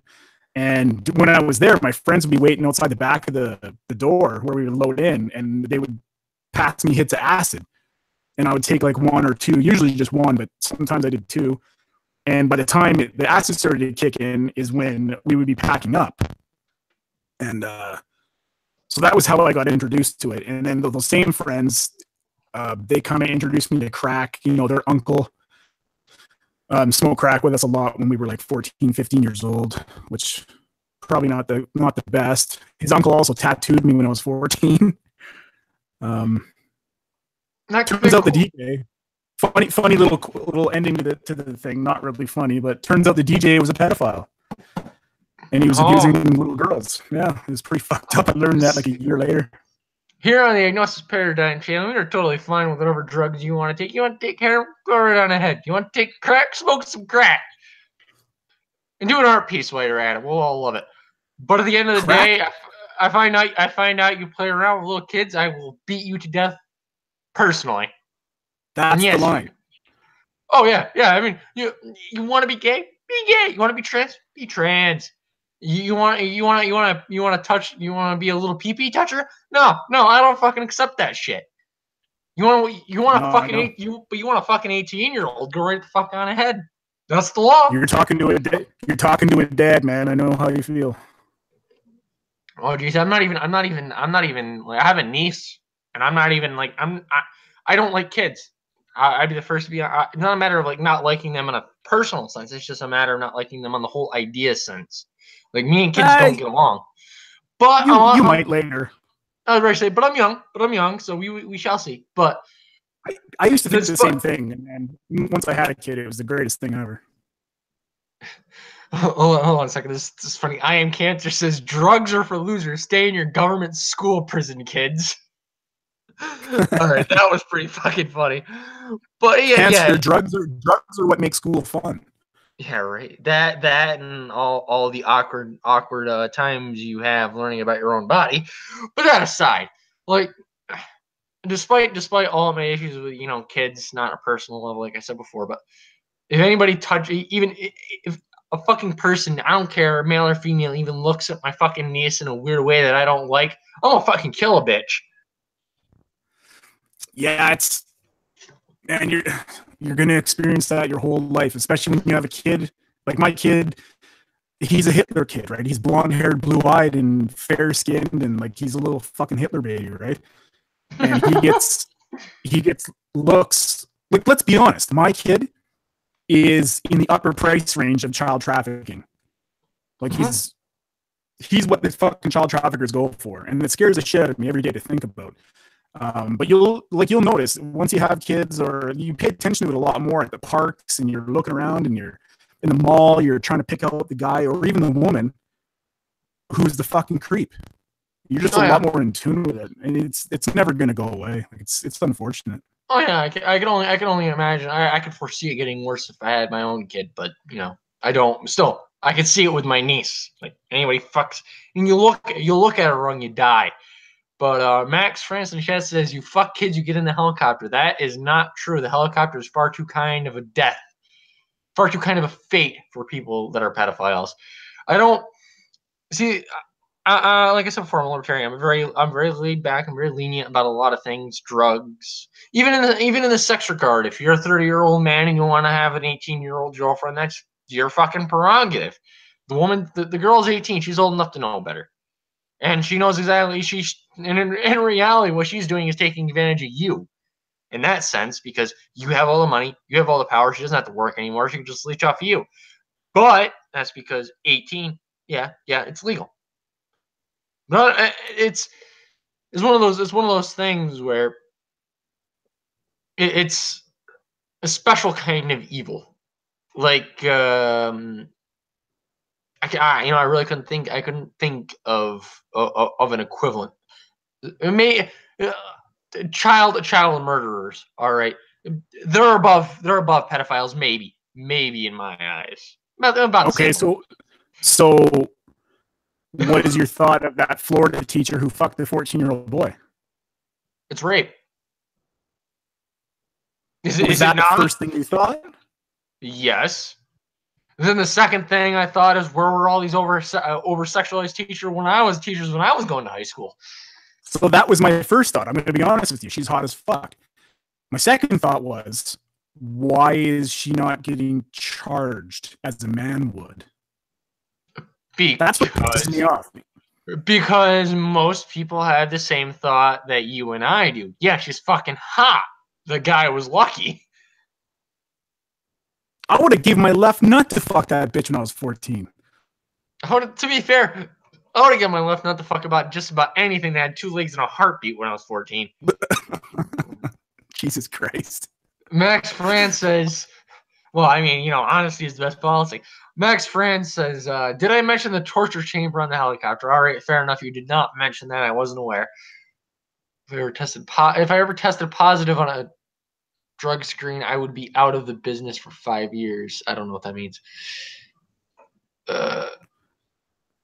See, Booberly has it right, because she's still a teacher. Like, my wife is a teacher, and my wife, when she was doing her practicum, she was teaching in a high school, and she was like 22 years old around these kids that are like 14, 15, 16 years old. And yeah, it definitely would have been wrong. And yeah, it's still wrong, but to go a little bit further down that route, like my there was a teacher up in my area, not in my town, but in my area recently, that she got into a heap load of shit because back when she was in her teens, she used to strip to make money to go to college. She was essentially stripping to pay for her college to become a teacher. And there were a lot of, by the way, I might add, the students had no issue with it. Neither did the faculty. It was the oversensitive mothers, the soccer moms, that had an issue with it, because there was videos that could have been that were online with her doing these things. Stripping, not down to nude, but stripping for money. And to me, it's like, I can see where the mothers are coming from. They're trying to be protective. In this case, it was specifically their sons. But taking away that woman's job isn't going to stop the sons from fucking watching videos of their fucking teachers stripping. They're still going to jack off to that shit. Like, if you really are that concerned about it, be a parent. Like, you stop them from watching it. But the kids are 15 and 16. With modern technology, you're not going to stop them. So just fucking accept it. Yeah, your 15 or 16-year-old son is growing up. Get over it. So in Canada, I don't know how it is where you are, but they start teaching sex ed to the kids here pretty early on. And I wanted to go on stream with Lacey Ann because she was going to talk about education. And I wanted to bring this up. My kid who is in grade 4 right now, just got the full meal deal sex ed program. Now, I would rather my kid watch his teacher strip on YouTube or whatever, like not even whatever you said, she's not getting naked, she's just stripping. I'd rather him watch those videos than learn about masturbation from a fucking teacher at age 9. That's what happens in schools here. Viral Bunny says they teach it here at age 6. What the fuck? Where are you at? Must be Ontario. No, Viral Bunny's across the pond. Oh, okay. So is Max France, FYI.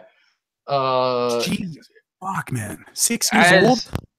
As for where in the United States, I think it depends on.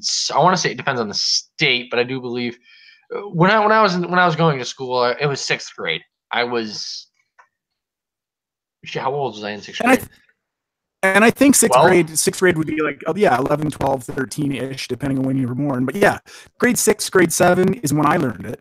And even in grade 8, it went into more advanced stuff like female reproduction and things like that. But like, they're teaching it in BC at grade 4. And in Ontario, it's as early as kindergarten, which is like 5 and 6 years old. Like, it fucking blows my mind. The kids are not concerned about this. The kids are concerned about whether or not they want to eat fucking paste and glitter. My kid has a backpack full of fucking Pokemon cards. He doesn't give a shit about the female reproductive system. And he probably won't for, well, you said he was 10, so give it about 3 or 4 years and he'll start getting curious. Yeah. So I'd much rather my kid stumble upon his teacher showing her tits online than having his teacher do the fucking parent's job of teaching their children about sex. That's my job. It's not the fucking school's job. God, that drives me. And the funniest part about that is not really funny, but I guess coincidental, ironic, whatever the fuck you want to call it. I grew up on a farm, so I was actually introduced to the concept of sexual reproduction at a very young age. I knew it existed. I knew how it worked by the time I was like 6 or 7. But the thing is, I never actually applied that to human beings because I was still a fucking kid. Like I said, back in those days, I wasn't concerned about that kind of shit. And then, I hit puberty and I was like, oh, I see what we're jabbing at now. Mom and Dad weren't building tables all those nights. Yeah. Oh, we were just wrestling. Yeah, okay, Mom. Okay, Dad. Yeah, you were wrestling, all right. We were reorganizing the bookshelf. Thunk, thunk, thunk. Ugh, God. Let's see here now. Tim Tarbox in the chat says cows. To be fair, I have helped quite a few cows give birth before. It is not a pleasant experience.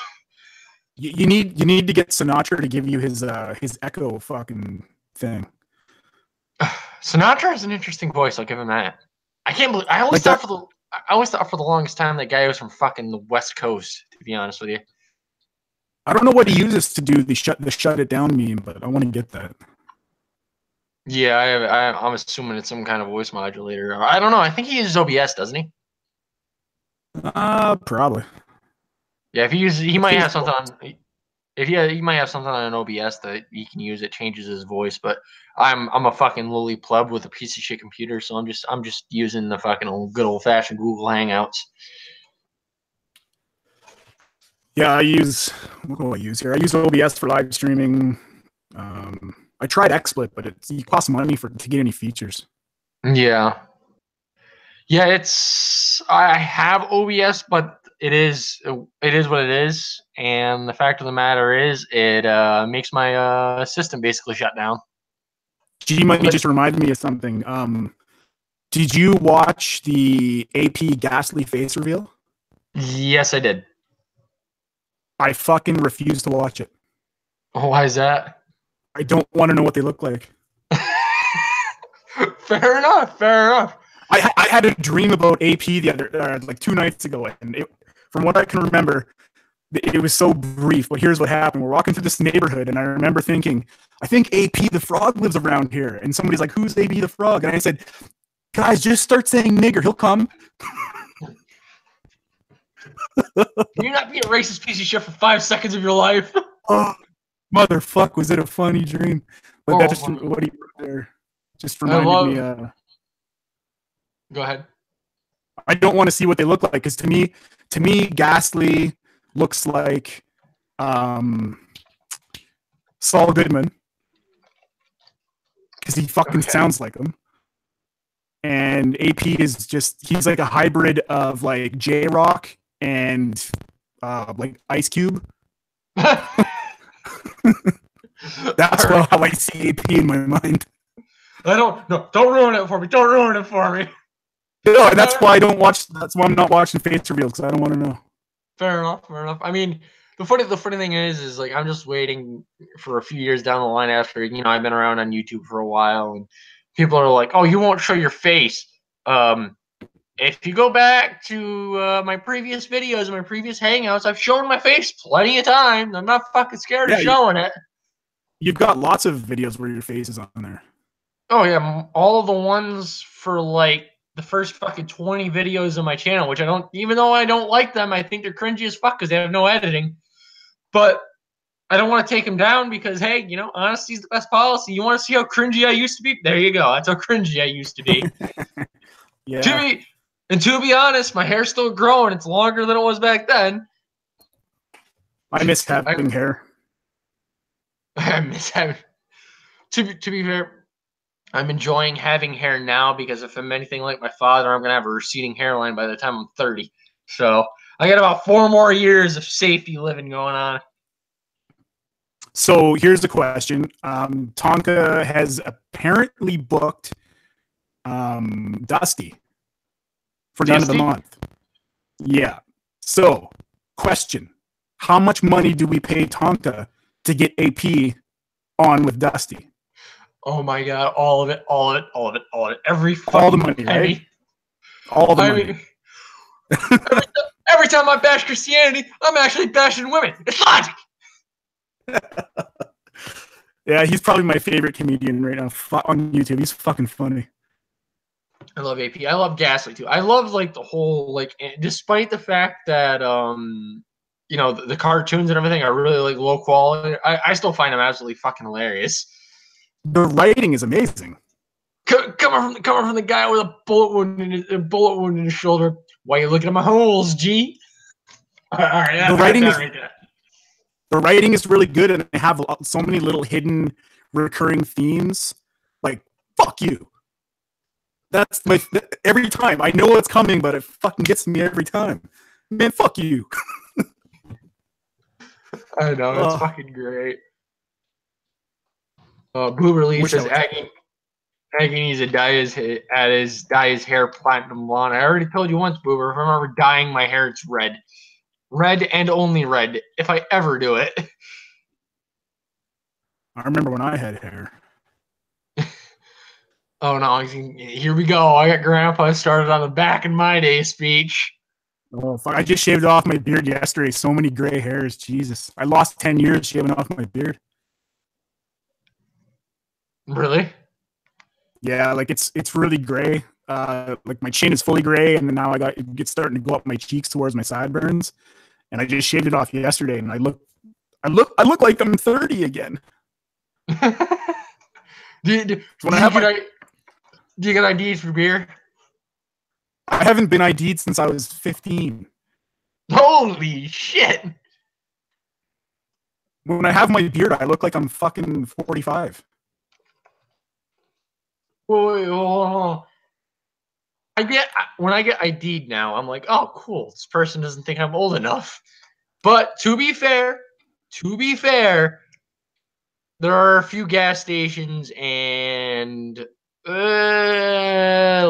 large supermarket chains that will ID everybody regardless of what age you are.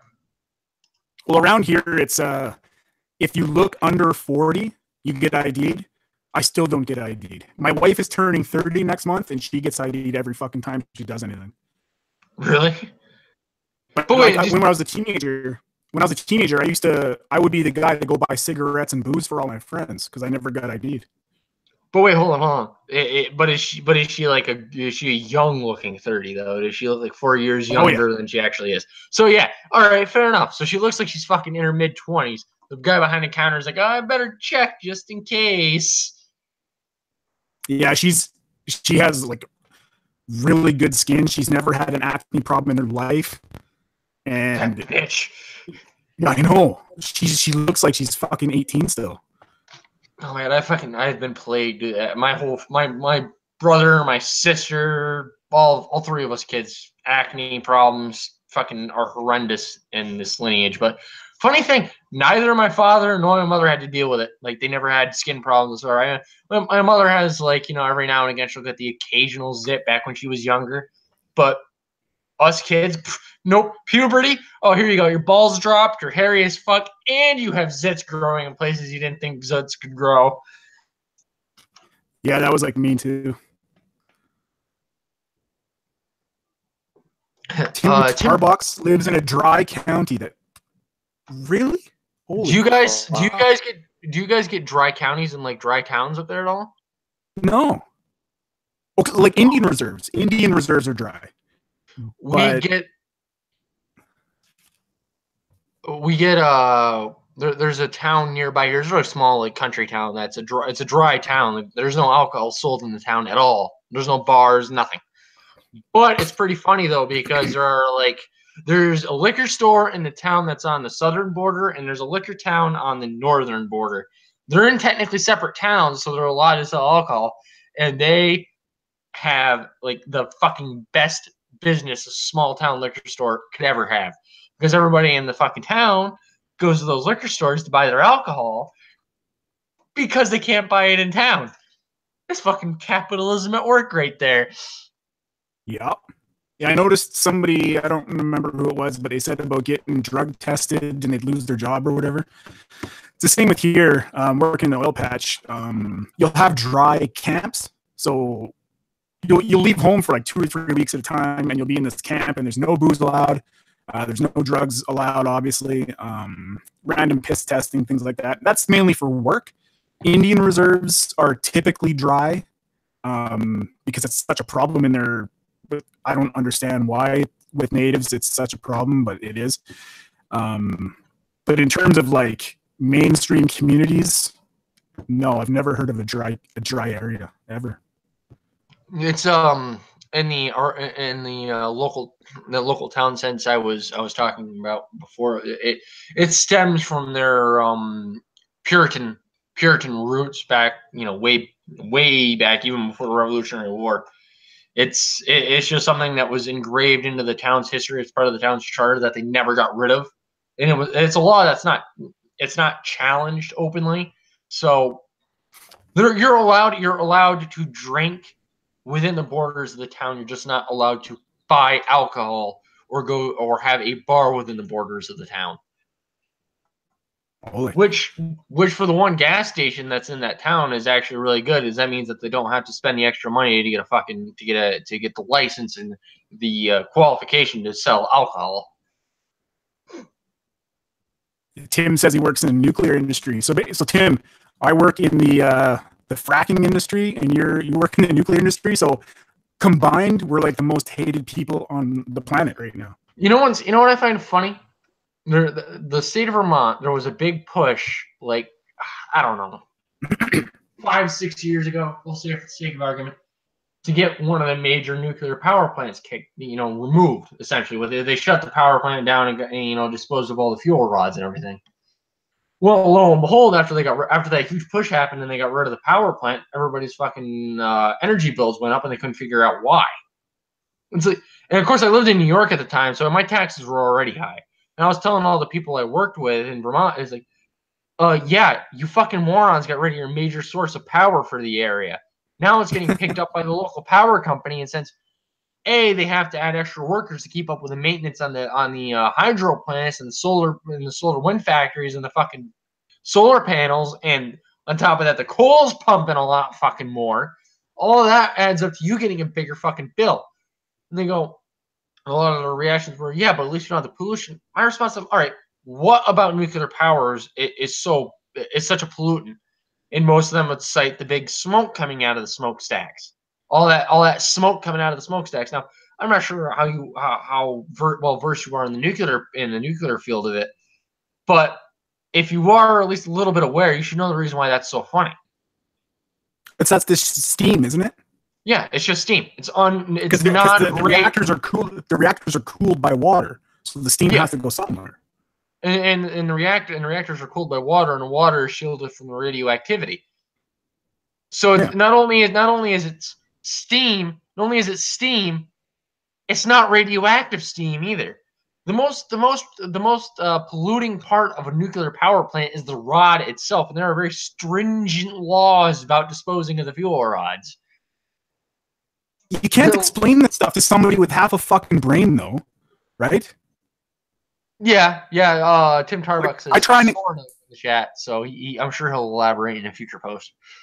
Yeah, I'm sure he knows a lot more than us fucking idiots do. Like, I try to explain fracking. I try to explain fracking to somebody, and they're like, so "All you're doing is polluting the groundwater." I'm like, "No, the groundwater is nowhere near the the pay zone.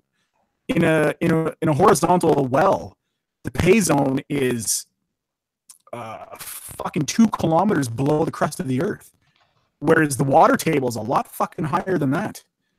And to get through the water table, you have something called the surface casing. So when the well is drilled, the drillers will, or the cementers will come in with the drilling rig, and they'll put in something called the surface casing, which protects the water table from any sort of activity. You have that. When you frack, it's basically a gigantic straw that goes in the ground, and all the fluid goes through the straw and bypasses the water table. Yeah, so these people that argue fracking, they don't know what they're fucking talking about. Well, this goes back to the discussion about like firearms. Whatnot. You got a bunch of people that don't know what the fuck they're talking about, making legislation on something they don't understand.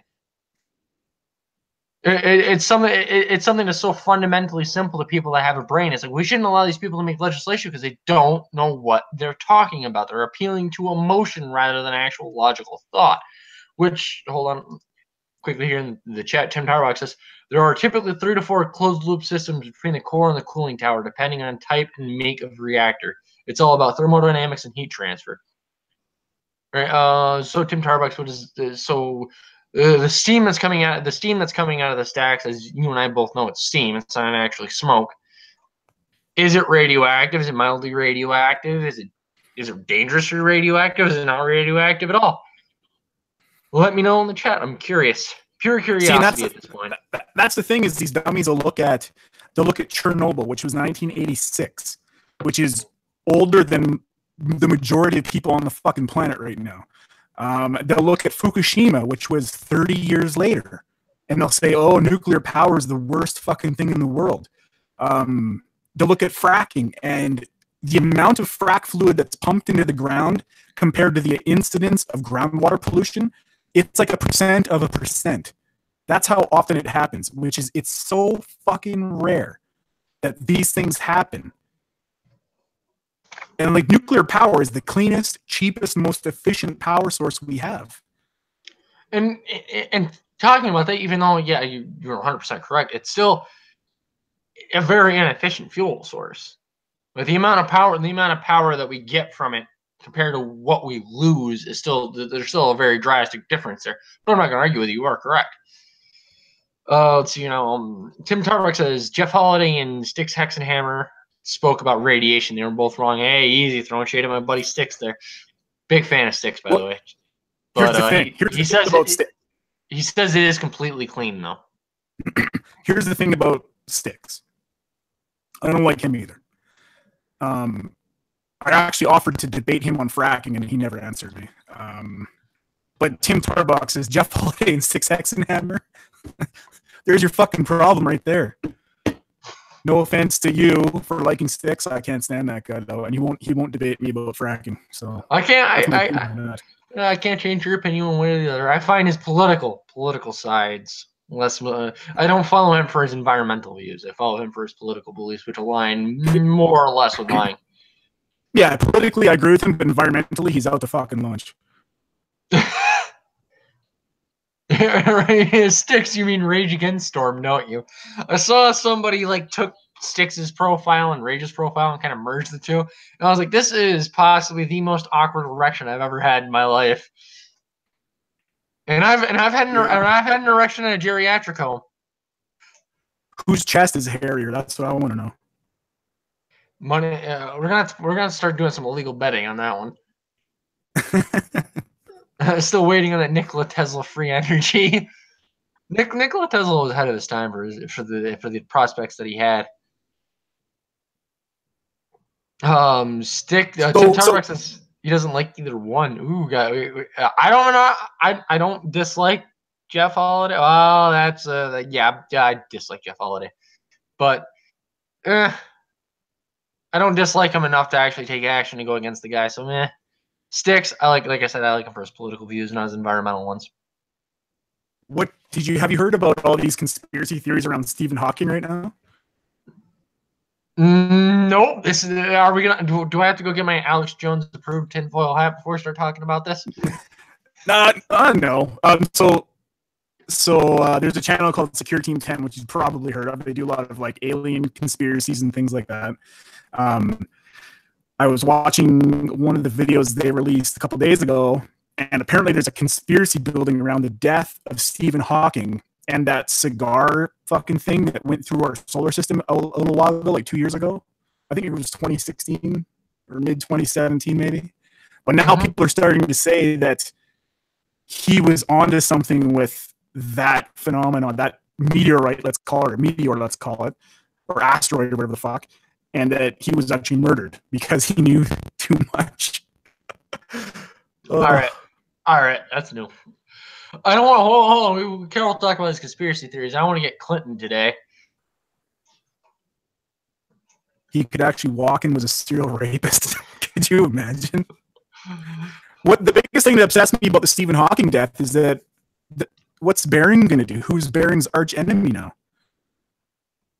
Zombie Stephen Hawking, or is that too cliche? It could happen. And here's another thing that pisses me off about.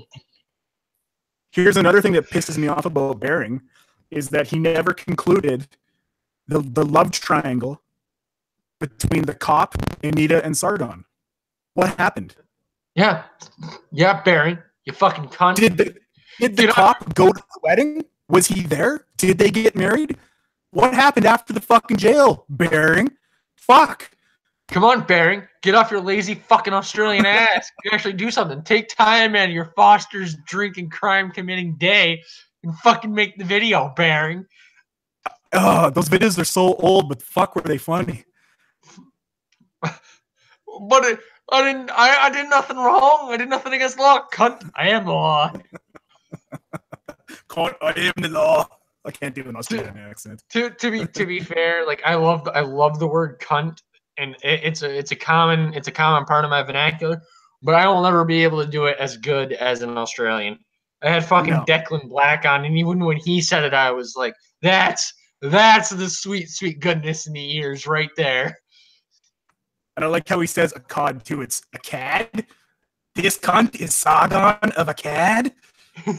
That's my weak Australian attempt. Canadians do an Australian accent. It's almost as funny. And that's where the story ended. That's where the story ended. That's the biggest mystery on YouTube right now. Bering, we need answers, man. We need answers. Did the cop go to the wedding? Stop fighting with fisty splinters for 5 fucking seconds, you lazy Aussie asshole. No one cares about that fat ugly cunt. I'd like to see her boobs though.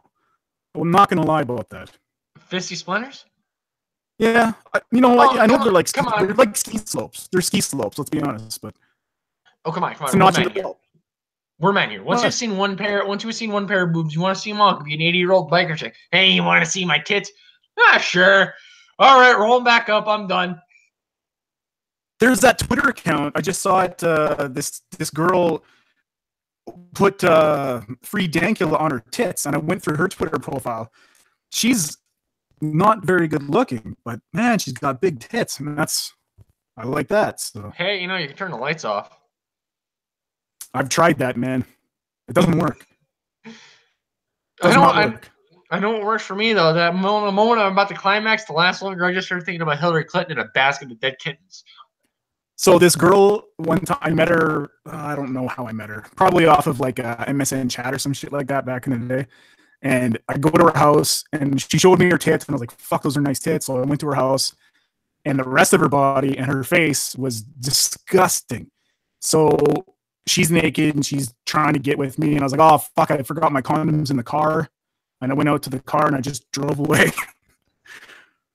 Oh, I left my condoms in my car, in my That's the parents' best. garage, in another That's county. mine.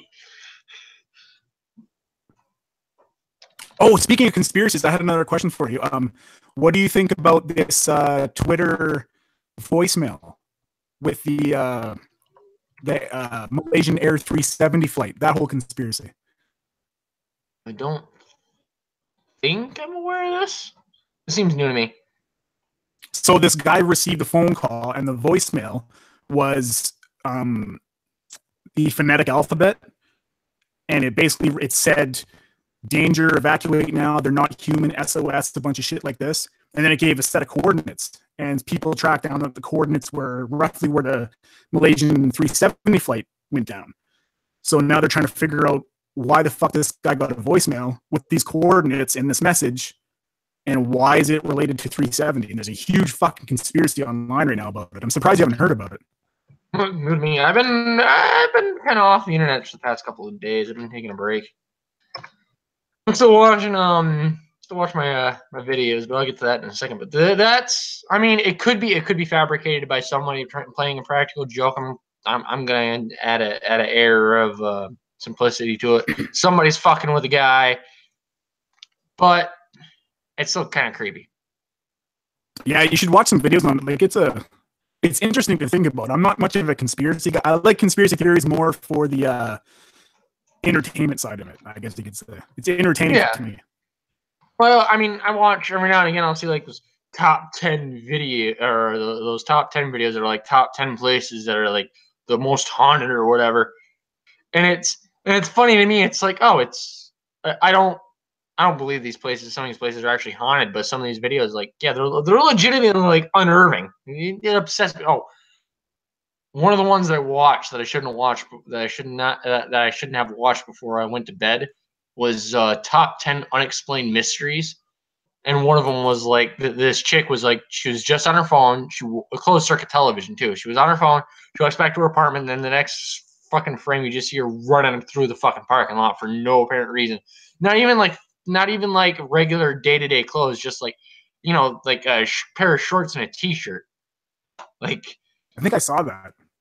I know, it's like, and the thing to me is like my imagination runs wild, you know, being, you know, more artistically inclined. Like, I let my imagination run its fucking course. So it's like my brain's making up all kinds of fucking creepy shit. But I'll be right back. I gotta use the big boys room again. You could just take care of the chat there for a second. Sure. Only I will remain. Top 10 Justin Trudeau fails. He was born in 1970. That's all you need to know. That's the fail. But the big conspiracy about him is that he's Fidel Castro's kid. And there's a bunch of overlays of like Trudeau's face and Castro's face from when he was younger. They look fucking identical. I'm convinced. I'm 100% convinced that Justin Trudeau is Fidel Castro's kid. Viral, you can't pick just 10. It's all of them. Everything he's done since birth is just one giant fucking fail.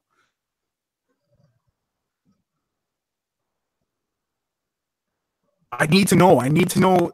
He has to do a DNA test. I hope that when he dies, somebody pulls DNA and compares it with Castro so we can know for sure, because I'm convinced that they're fucking father and son.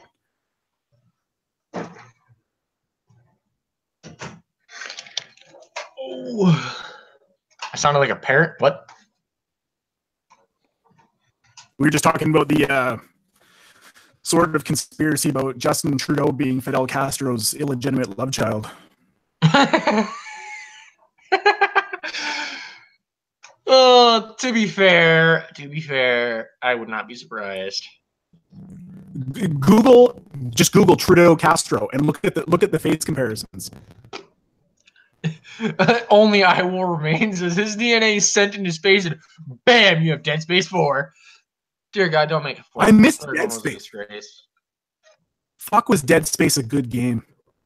Dead Space is a great. Dead Space 1, Dead Space 2, great games. Dead Space 3, it's like, what the fuck is this? There's like a helicopter right above my house. Hold on a second. I'll be right back. Oh, they found your weed. Viral Bunny, I agree entirely. Dead Space 3 was fucking horrible. It was the Mass Effect 3, but on like a fucking grandiose scale. Like Mass Effect 3 gameplay was pretty good. Pretty good. Then you got to the ending, you're like, that is fucking bullshit. Currently reassembling Rosetta. I also love Dead Space 1 and 2. I hold the same thought process like the Halo trilogy. I love 1, 2, and 3. 4, meh. 5, I am so glad I got it for free.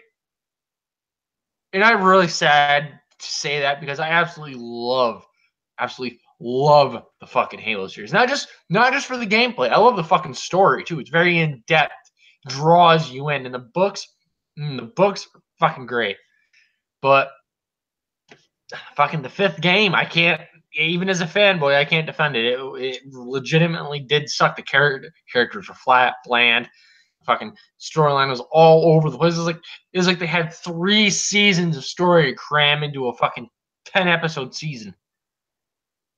Max, I knew Max France would get that in the chat. He's a huge fucking Halo nerd. I am a monument to all of your sins. Now gravestones have been pushed aside. Headstones pushed aside. I'm fucking that one up. There was a helicopter, like, right above the tree line above my house. Did you hear it on the mic at all? No, I got a little background noise. Holy shit, that was crazy. I can still hear it off in the distance, but it was right above my fucking house. Crazy. Like, I live out in the woods, in the middle of nowhere. So for a helicopter to be out here is very weird. They're looking for your pot, man. I swear my neighbors grow. They got greenhouses. I'm pretty sure they grow. It's fucking Canada. Isn't it like state regulated? Mandated even to grow pot? In Vancouver, almost. Fair enough. So, Dead Space Trilogy plays with your nerves. Yeah, man, that was a scary game to first play. Like, I would play it in the dark, by myself all night, and so many cheating experiences with that game. I got a quick question for you. Have you ever heard of? I'm not too sure about this, but have you ever heard of a regular car? How much in a car culture you are, but it's a channel called Regular Car Reviews. Yeah, those guys are funny. Oh my god, I just found him randomly one day. I think I was watching Mighty Car Mods and like one of their videos came up. I was like, oh, I've never watched these guys before. All right, I'll give them a try. So I watched like 2 or 3 of their videos. I'm like, these guys are fucking hilarious. And then I was watching this one video and he's like, in comparison to the rest of the world, this is the kind of guy that goes to the library and doesn't read the books. He pulls them off the shelf and smells them and flips page by page and then puts it back because everybody knows SJWs don't read. And then I heard that and I was like, oh, he's making fun of SJWs. I like this guy even more now. Yeah, my favorite car channels are Regular Car Reviews, Doug DeMuro, and Mighty Car Mods. I fucking love Mighty Car Mods. Those guys are so fucking kooky. But it's the Australian hilarious thing. Yeah. I watch a lot of like. Go ahead. Go ahead. Oh, I also do love fucking Regular Car Reviews too. I binge watched like fucking 7 other videos that night because I was like, these guys are fucking hilarious. Yeah, sometimes they got some pretty interesting cars. Like, I really like the Mercury Marauder when they had that episode because I used to work for a Ford dealership around that time and I drive them all the time. Yep. I really like those cars. So, like, I'm not sure how like how the U.S. to Canada like shipping works, but I'm assuming you guys basically all of your guys' fleet as far as American cars is named the same as ours, right? Like you guys have like the Ford Focus, Ford Fiesta, Chevy fucking Sonic, and all that. Yeah, everything is the same nowadays, but before, like in the 60s and 70s, they were a little bit different. For instance, a Chevelle in America would be a Nova up here, Huh? or like an Acadian.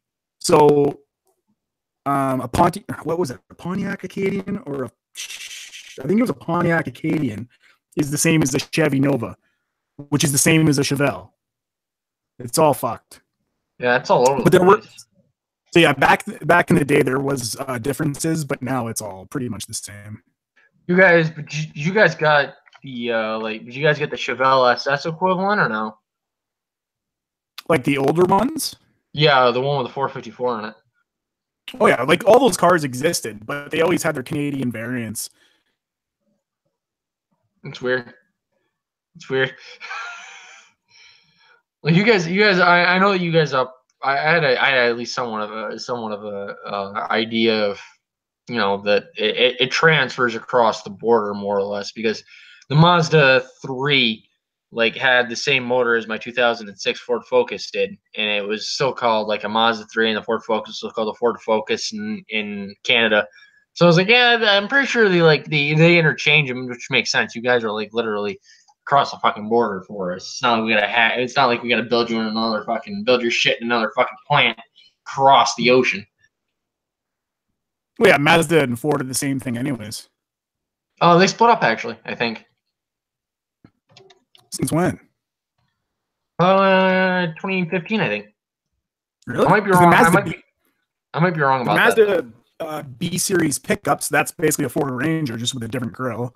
The Focus and the 3 are the same thing. What else is this name? The Mazda 6 uses a Mustang motor. The 6-cylinder Mustang is the same, except the one in the Mustang is obviously north to south, and the one in the Mazda is east west. Yeah, mounted, transversely mounted. That's what the front wheel drive. Yeah, it's. I know what you mean. And did you guys get the Mazda Speed 6 up there at all? I think we did, yeah. That was a fucking. I would love to get my hands on one of those. They're fucking. I want Mazda 6s of that era are rare down here as it is, especially manual. Damn near impossible to find one that's manual. But if you can find a Mazda Speed 6 down here in good condition, you got yourself a fucking primo car, and you should buy that if it's fucking cheap. Well, my friend, he's German, and he was just back home. And he bought who lives across the pond again? Max France? Max and Viral. I think only I Will Remain is also across the pond as well. I'm not sure what country though. Okay, so yeah, so my friend bought a TVR Cerberus. Or Cerberus? Yeah, TVR Cerberus. They'll know what I'm talking about. Back when I was first shopping for cars, this was like 15 years ago, I wanted to buy a Ford Focus Adrenaline. Have you seen those? Doesn't ring a bell. Is that like an ST? It's basically like the speed package for the Focus. So it comes with a subwoofer, like a premium sound system, bigger tires, and I don't think it was turbocharged, but it came with a better motor. Oh, down here we got what model year are we talking? Like 2002-ish. So we got the SVT, which came with a premium sound system and a 2.3 liter inline four instead of a 2.0. Yeah, so that would be the Adrenaline package that we got up here. Yep. So also the SVT, I do believe down here, the Ford Focus model, the SVT was manual only, was not offered an automatic. SVT, excuse me. And nowadays I drive a 2014 Dodge Ram because I have. Because man, mean face, angry eyes. I love Also, muddy roads. yeah. There is that. I'm actually I'm a Mopar fan first and foremost. Second, Ford, third, Chevy. But I have a bad experience with Chevy, guys, because everybody in where I came from was a Chevy fan. Everybody's like, "Oh my god, my Chevy will last forever." Oh my god, I don't know why that Chevy I bought a year ago, the motor's falling out of it. I got a Chevy Cavalier Z24 racer, brah. I don't understand the people who get so like one side or the other with the car brands because they're all junk. They're all shit. It doesn't matter what you buy, it's gonna fucking fall apart. Yeah, this is true. To be fair though, they the like 90s cars and everything, like 90s, mid 90s to 80s and all that, they were built under a different standard, so a lot of them last longer. But also, like me, when I say I'm a Mopar guy, like my dad's a huge Mopar fan. Everything he owns except my mother's brand new car and their Jag is a Dodge product in some way, shape, or form. He owns a Cummins diesel. That's a 2001. It's been fucking hauling hay for fucking 17 years. Never died once. The automatic transmission's a little shifty, but it's typical for that model year. He dailies a Dodge Avenger. I know Dodge Avenger, yuck, but it gets halfway decent gas mileage and it was cheap. And my dad's a Jew, so there's that. And let's see what else they have. They also have he has a Dodge Coronet he's restoring right now, 19. I think it's a 57 with I think it's got a 308, a 312, it's some oddball number like that. And then I have my Talon TSI, which is a Dodge Mitsubishi product, and my brother's got his currently being worked on Porsche 944 getting a LS1 implant. So, which body style Talon do you have? The 1990 TSI all-wheel drive, like the smaller one, right? Yep, two-door. Yeah, those are the nice ones. Turbocharged 4G63 turbo. And it's the original, the first generation 4G63 before they started having all the crank walk issues. Doesn't make as much power as the more modern ones though. But it is fitted with a 16B turbo out of a Mitsubishi Lancer. My truck has air conditioning, so yeah, that car doesn't have air conditioning. I took that off. I used to rebuild the. Go ahead. I was one of my first jobs was rebuilding hot rod engines, actually. So I've quite a bit of experience with like rebuilding a standard V8. It doesn't matter what brand, like whether it's Ford, Chevy, Dodge, they're all basically the fucking same. Yeah, there's not a whole lot of variance there. No, not really. We did build a motor for what the fuck was it? An Acura Integra, like a 1991 Integra, 4-door, 4-wheel steer. And this motor we built was about 600 horsepower for this fucking thing. And at the time, that's a lot of fucking power. Like in the late 90s, early 2000s, to have a 600 horsepower Integra, that's pretty that's pretty nice. And I'm not even a Honda fan.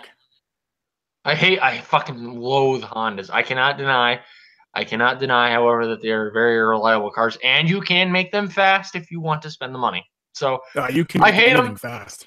I hate them, but I give up. Yeah, there's a buddy of mine who has he used to have a Geo Metro that had like 100 shot of nitrous, and he would fucking cook the Ricer Hondas with the fart cans. He'd cook them all day because he had a fucking 100 shot of nitrous. The fucking Geo Metro is a fucking 3-cylinder, little fucking tiny hatchback thing.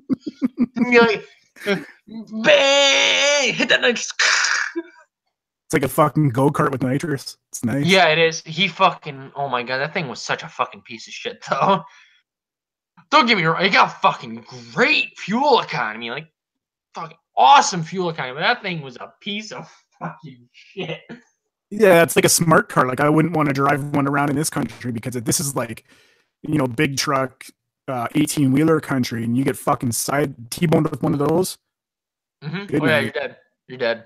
I don't, I doubt there are very few. There are very few things in this fucking modern age you can be driving, get T-boned by a fucking 18-wheeler, and live to tell the tale. Another 18-wheeler, probably. My friend got T-boned by one, and he was driving the same pickup that I got, and he lived. He broke his arm though. Ooh, rough. But he lived to tell the tale. Was it highway miles though? Was it highway speed though? No, I mean his truck was fucked. I think the truck was only doing like 60 though kilometers an hour. Oh, 60 kilometers. Okay, that's like what? So that's like 35, 40. Is it 50? Yeah, I think you might be a little wrong about that. But I mean, still a fucking T-boned. But an 18-wheeler, yeah. Was it loaded? I don't remember. Either way, whether it's loaded or not, it's gonna fucking hurt. Oh yeah, it's a shit show regardless. But there was a couple that got killed in a traffic accident at my parents' house. In their town, in the town that they live in. So it wasn't really by my parents' house, but it was on one of the major state routes, and the fucking tractor trailer was doing 60 miles an hour.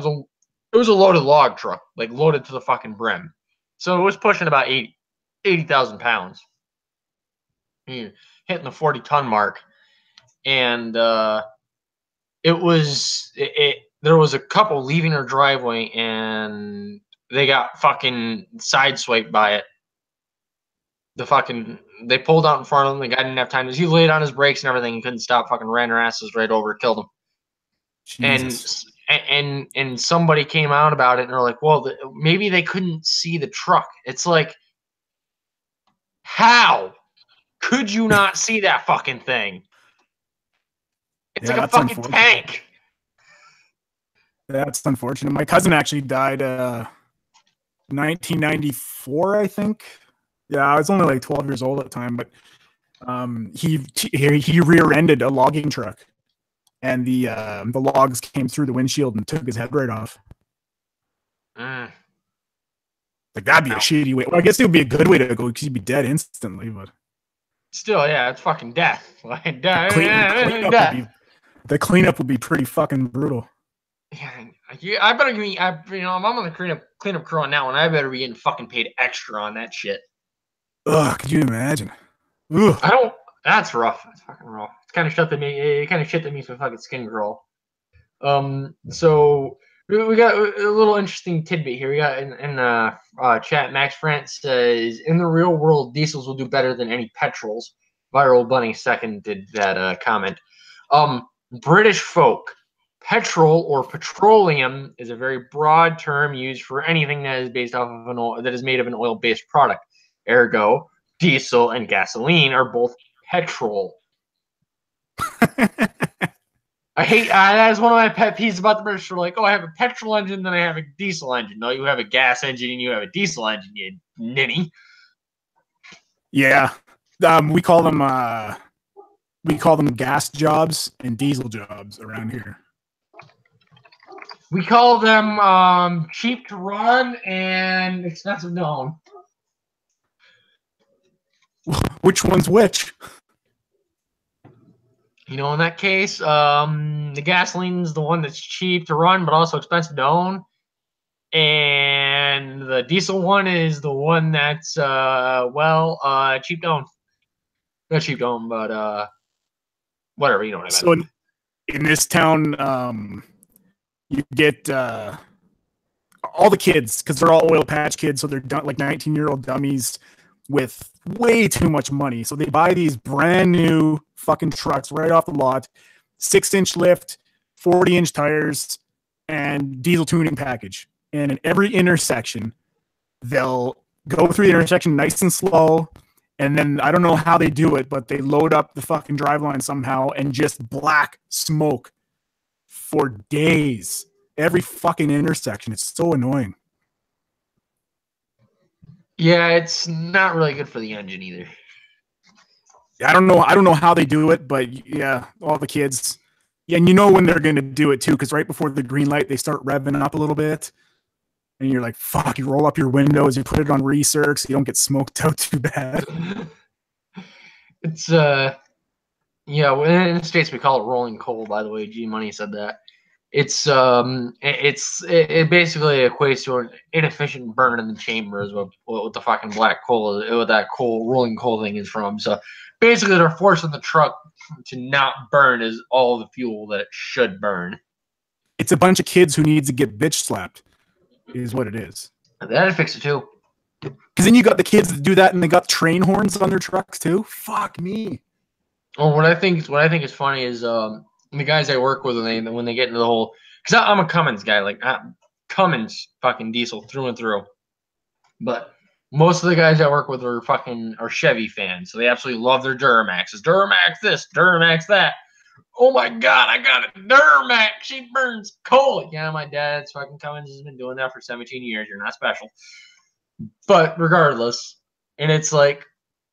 But yeah, my dad used to drive truck. I know what a Detroit diesel looks like. I know what an actual diesel engine looks like. Not your little mamby-pamby pickup truck. Something that's meant to haul 80,000 pounds. And Max Francis in chat says, an old enough diesel will naturally roll coal, which it will. It will. Fucking my old man's rig, every time he started it in the morning, that fucker would roll coal like there was no tomorrow because the engine was cold. And it sounded like I had a rod knock, but it didn't. I like cold starting my Bobcat. Is it diesel? Yeah. Because that fucking I can only cold start it down to like -5. Anything colder than that, it won't start. But right around -5, cold starting that fucking thing, it just smokes out my whole lot. It's amazing. A sweet black diesel fucking smoke that has all the fucking when it's that cold, it's white. It's got the local Captain America folks showing up with fucking pitchforks, torches, and burning crosses and ready to crucify your ass. But at work, I mean, when you start a frac pump, so you say you've seen engines in like a big rig, right? Oh yeah, the big rig fucking Detroit. Yeah, I've seen a couple of industrial grade fucking dump truck diesels too. So a frac pump is a 16-cylinder. How many liters is it? I can't remember the displacement, but basically a piston is about the size of your head, and there's 16 of them. And these things are trailer-mounted engines that are designed to push. I don't know what it is in PSI. I can't remember, but it's about 100 MPa, which is a megapascal, which is a lot of fucking pressure downhole. So these things are huge. They're basically boat motors. They're like container ship boat motors. Well, that's got me harder than Kunta Kinte at a Merle Haggard concert. So starting these things when it's -30 out, you want to see rolling coal, and you got 16 of these things all fucking rub. Oh, it's amazing. I love it. So where's the Captain Planet crap for that one? Like birds are falling out of the sky.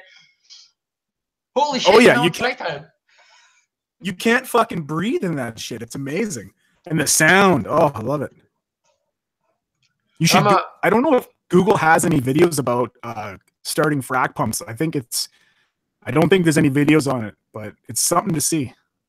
It's funny to me because I love the sound of a good running engine, regardless of what it is. Like it could be a 4-banger Civic. If it's an EF hatch, standard exhaust, the sound of a good running engine without any ticks or knocks, sweet melody to the ears. I could fall asleep to that all day.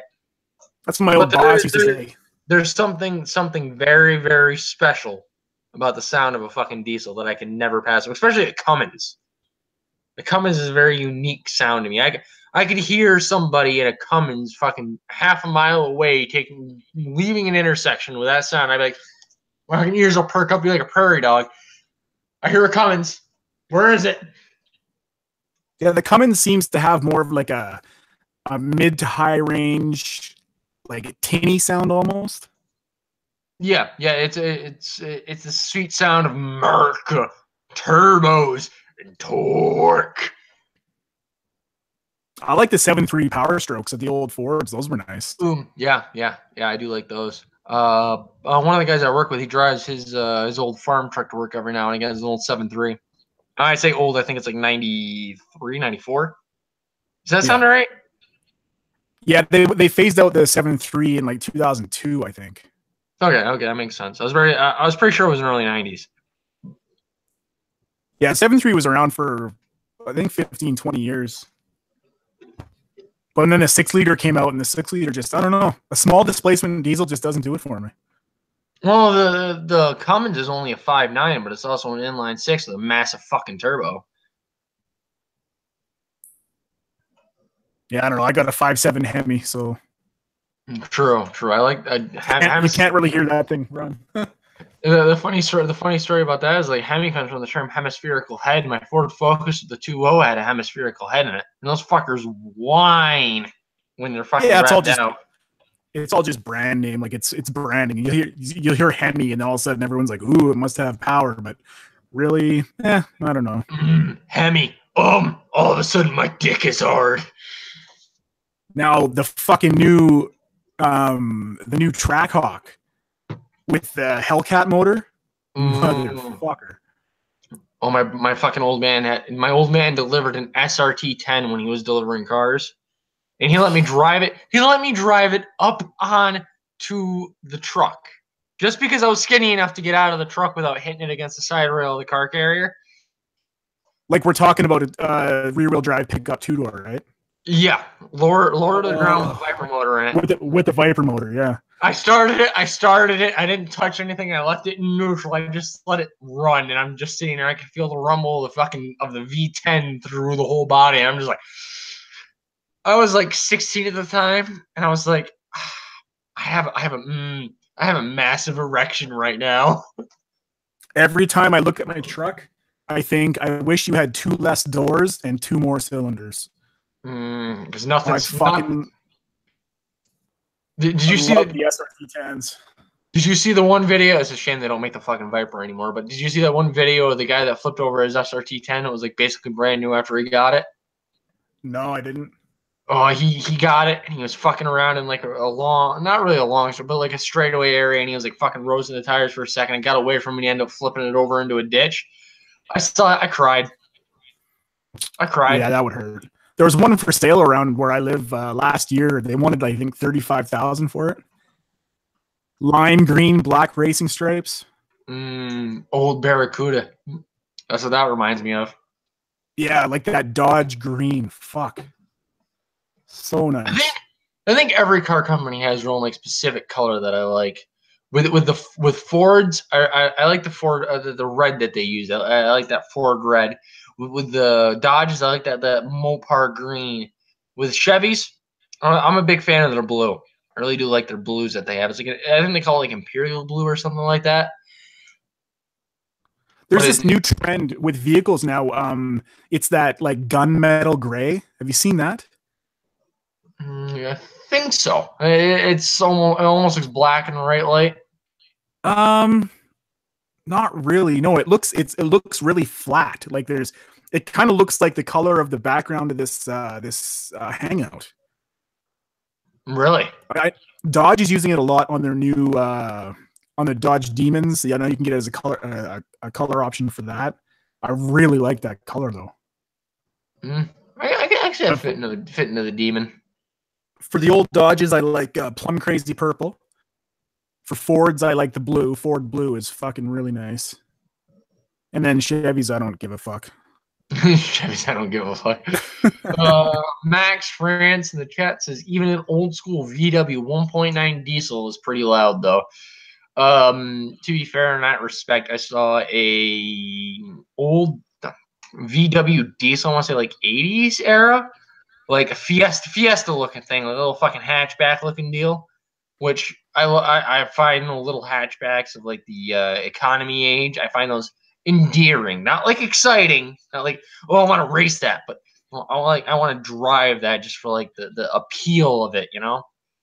I want to drive old Honda CRX, not because they're fast, because they're not, but just because I want that old school feeling. I've never actually sat in a CRX before. Neither have I. I've sat in Civics before, but never a CRX. I don't think I've been in a Civic either. I've been on plenty of Civics. A lot of the guys I went to high school with had them, but they had like the traditional like 4-door fucking mom car fucking deal. Yeah, like I've been in that Integra, but I never drove it. We just pushed it around the lot to put the motor in it and shit. Sounds an I've been awful in lot an like a Ford Mustang. I've been in an S2000. That's the fastest I've ever gone. Actually, was in an S2000. I went 245 kilometers an hour. Not too shabby. Not too shabby. I don't know what that is in miles. I think like 170, probably something like that.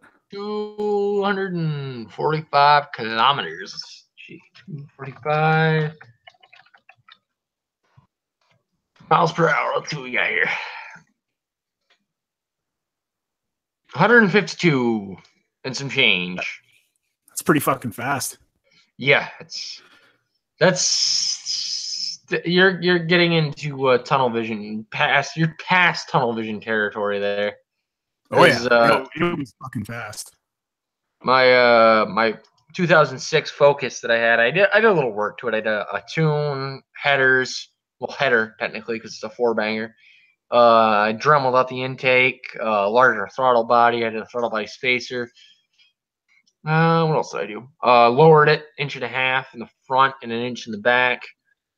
But other than that, the engine itself was stock. Other than the fucking the timing being advanced because of the tune. But I think that car would peak, and it wouldn't peak at 105, but it was governed at 105. And I think that's the fastest I've ever been in my life. Second fastest was being when I tacked out my 98 F-150 at, I think, like 99, 98, something like that. My pickup tacks out at 175 kilometers an hour. Oh, fucking racing. Oh, yeah, I'm really fucking flying. The warranty's up on it in next January, actually. The warranty expires. Because that'll be 5 years, and I'm thinking about putting a supercharger on it. Undecided yet, though. You know, my old man's got a Crossfire. I'd really like to see him put a supercharger on it, or do an SRT6 swap, because the fucking supercharged Crossfire is an entirely different animal to the naturally aspirated one. You know what I missed? Speaking of Dodges, I missed the Plymouth Prowler. Do you remember that? Ooh, the Prowler. Is that the like funky looking 2-door thing? Yeah, like that hot rod 2-door, no roof, or you could get it with a roof, but way better convertible. Like a triangle. Oh shape. Yeah, yep. I know what you're talking about. It's got like the weird looking fucking axle in the front. Yeah. And the big fucking Jesus fat tires in the back. But that thing only came in a V6. That is just. It really needed a V8 with a big old supercharger hanging out the fucking hood. Why? Because race car. Well, yeah, a V8, like a 383 with a fucking 871 and shorty headers fucking right behind the front wheels. Oh, that would be nice. Well, I think it would wake up the whole fucking neighborhood, though. I think it's funny because, you got Max France and Viral. They're across the pond. I think Gabriel Lopez himself isn't from the United States, but America has an entirely different like car culture than a majority of the rest of the world does. Like all of our stuff, especially when like America was in its heyday, like with the muscle cars and everything was big power. It's not fast enough. Add more. Not fast enough. Bore it. It's like all about making everything bigger and faster and torquier as much as possible. Fuel economy. Nobody gives a fuck about that. Yeah, that's kind of like Australia now. I watch a lot of those Australian, not drift cars, but burnout cars. And those guys do some crazy engine mods. Oh, like I was watching one. I watched one yesterday, and it's just cars that go in a burnout box and they just do donuts. And this guy had 2 turbos. I don't remember how big they are, going into a 671 supercharger into the engine. Holy fucking shit! Right? You had guys with stacked superchargers. You had guys with like 4 turbos, like. The engines, just look up like Australian burnout boxes and holy motherfuck. It reminds me of a fucking of a racer, like a joke racer rap I heard of, and the guy is like, "My Honda's got 4 turbos, count them." Have you seen that little? There's a short clip on YouTube of a red Honda Civic with. Do you know what an Atlas motor is? I don't think so. So they're using like professional drag racing. It's like an alcohol motor.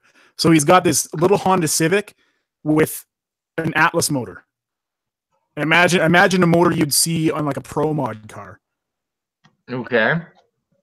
So you're basically looking at 500 to 600 cubic inches, a 1071 blower, alcohol injection in a Honda Civic. So 98% of the car is the motor. Yeah, car and rear tires, and the rest is drive shaft and a little steering wheel. Gabriel Lopez says, every year when I go to the U.S., I rent something over 400 horsepower. You guys can get fucking powerful cars like that for like $30K. You need to have a net worth of at least $5 million here to have that. Well, where are you? South America, right? Like Brazil? Gabe? Yeah. Yeah. He's in the good old flip-flop assassination area of Brazil. What's the exchange rate like? I'm pretty sure it's like double, like 100 of his currency is equivalent to like 200 of our currency or some shit like that. So it's shittier for us than it is for him then. No, I'm not too sure. I don't know what his personal life is like. Like whose money is worth more? I don't mean him personally. I just mean, is the US dollar worth more than our money is worth double what his money is? So well, Canadians would be worth about 50% more then. Yeah, 100% more, I think. He says 100 of his is $320 US. Holy shit. So over 300% exchange rate. I might be a Brazil millionaire already. I'm gonna move to Mexico and be a billionaire with this quarter I just found. Oh, when me and my wife went to Mexico for our honeymoon, that was the best 7 days of my life. So cheap. And it's not even that cheap, really, but going to like Thailand or something, I want to do that next because that would be amazing. Dirt cheap. But you got to be careful with lady boys, though. Well, I'm married, so I wouldn't be doing any of that. Maybe for fun. Oh, wait. You don't have a penis? All right, deal's out. Asian Andy is over there right now. Or he's on his way over there, I think. He's falling on rough times. He needs to whore himself out to rich old white men, huh? I've been there. He actually responded to me on Twitter. He DM'd me, and I was talking about him and Andy going up to Canada to go to Winnipeg or Vancouver in the downtown east side and do that shit that they did down in LA. Isn't it? Because those places are fucking rough. I was about ready to say, like, LA is fucking terrible, but I've heard Canada's worse. Like, well, overall. Winnipeg is like a lot of native gangs, native and Filipino street gangs, and it's the most dangerous city in Canada. And then the downtown east side of Vancouver is the poorest community in Canada with the highest rate of transferable diseases. The most dangerous city in Canada, where they murder you, but they still say they're sorry after. Sorry about this. I need your wallet, eh? Pow, pow. No, I know a guy from Winnipeg, and he was pretty high up in the gangs. He left that life a long time ago, and I can't obviously name him because he'd be fucking pissed if he knew I told this story. But he would slice guys' tongues in half that would go around talking about the gangs and about him and whoever, right? Mm-hmm. He'd slice their tongues in half for talking too much. Oof, so you better stop talking then, otherwise the family's gonna come after you. Well, I never said his name, so I think we're good. All right, fair enough. I ain't no rat. Snitches end up in ditches. No, he left that life a long time ago. He's good now. Me and him are good friends, but when he told me that story, I was like, what the fuck is wrong with you? Why did you tell me this? For what reason? And how do you expect me not to tell anybody? Like, this is an amazing story. I mean, you're not wrong. That reminds me of like fucking Cult of Dusty getting fucking robbed by his weed dealer. How stupid! How stupid of a human being do you have to be to buy weed off somebody you don't know, get robbed, and then rat them out to fucking 80,000 people? How stupid! I went and bought weed from a guy. He was black, and he robbed me. It's logic. I'm just waiting for the Gulf City parody of that situation, because you know what's gonna happen. Oh my God, AP. He followed me, by the way. The only other person that's ever followed me that I've been like, oh my God, I can't believe this person is following me is fucking Chris Worski. When I got that follow, I was like, then I got the AP follow, and I was like, nobody big follows me. Oh, actually, I can't say that. Hang on a sec here. What's her fucking name?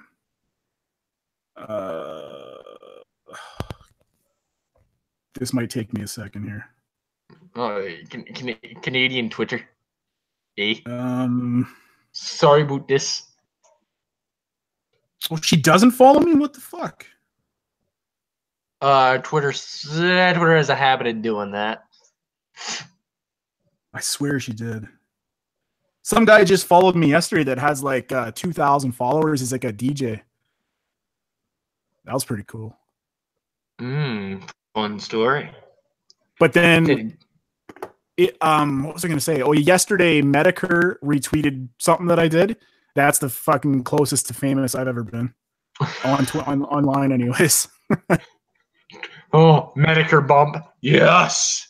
Yeah, and then that video that I posted fucking got 2,000 or I don't even know what it's up to right now. Probably like 1,200 views in one day just because Medicare bumped it.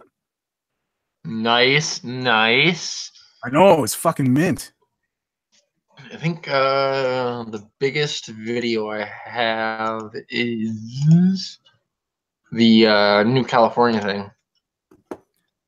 Yeah, that's got like 2.5K, I think now. Something like that. Real quick, I actually had pure curiosity. Cancer says, thank fuck you stop talking about cars. Because I think a long time ago he said, here comes the fucking cancer or something like that. Yeah, that's typical for him. When we started talking about cars, he's like, fuck, I'm out.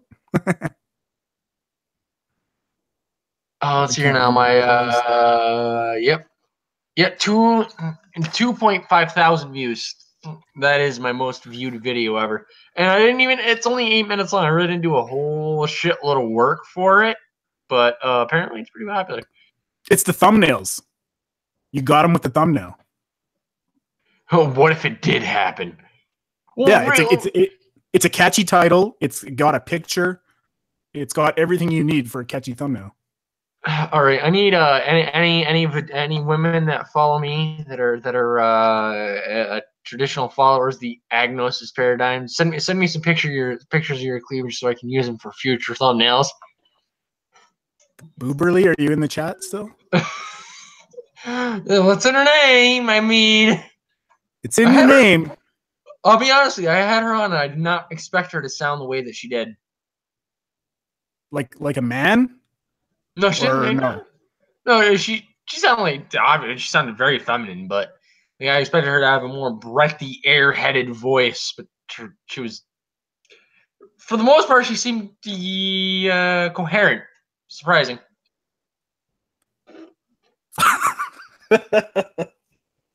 You do not know her as well as I know her. She can be very out there sometimes. No, I don't know any of these people as well as you do. Well, G Money in the Bank and G Money is basically an older version of me when I become far more jaded and far more callous. If that's capable of happening. I'm going to send butt crack edited to look like my cleavage. Come on, G Money. You and I both know we've seen you naked. Like I recognize all the names from like the Kumite and Sinatra and Cog and all them, but I don't. I've talked to Lacey Ann a few times, and Lacey Ann? Yeah. You said that name before, but it doesn't ring a bell. She's in the Kumite every day. She has her own little channel going. She does some interesting things. She got some interesting opinions. I'll check that out real quick. See what we got here. You know what I think about? I think I know who you're talking about, but I'm not 100% sure it's the same person.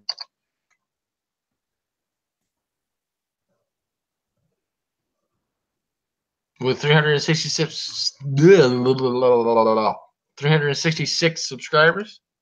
No, I think she only got like 120. Or I don't know, to be honest with you. She's got like blue hair. Yeah, I don't think this is her then. This is some blonde chick. Oh. No, it's Lacey with an E. Like Lacey. Anne? No E on the end. Okay, that's the difference. Let's try that. Okay, yep. Blue hair. Fucking tied back and blonde or whatever. Yeah. Yep. Yeah, she's in the Kumite every day and she's hanging around. She does the circuit just like the rest of us. I've talked to her a few times. I'm still waiting for Optic Decay to get back to me with that drawing, which I don't think he ever will. I think he's too busy. I have to look up Optic Decay too. I'm always interested in finding out about new artist work. Like guy like Triax666 and Oath of Draws on Twitter because their fucking artwork is amazing. I've never heard of them. You might not necessarily agree with them 100% on everything, but feel free to check them out. Their artwork is really good. What do they do? Like Jesus drawings? Dark art. A lot of Otho stuff is what I'd classify. He does a lot of black and white, kind of like tattoo looking stuff. Like I don't know if you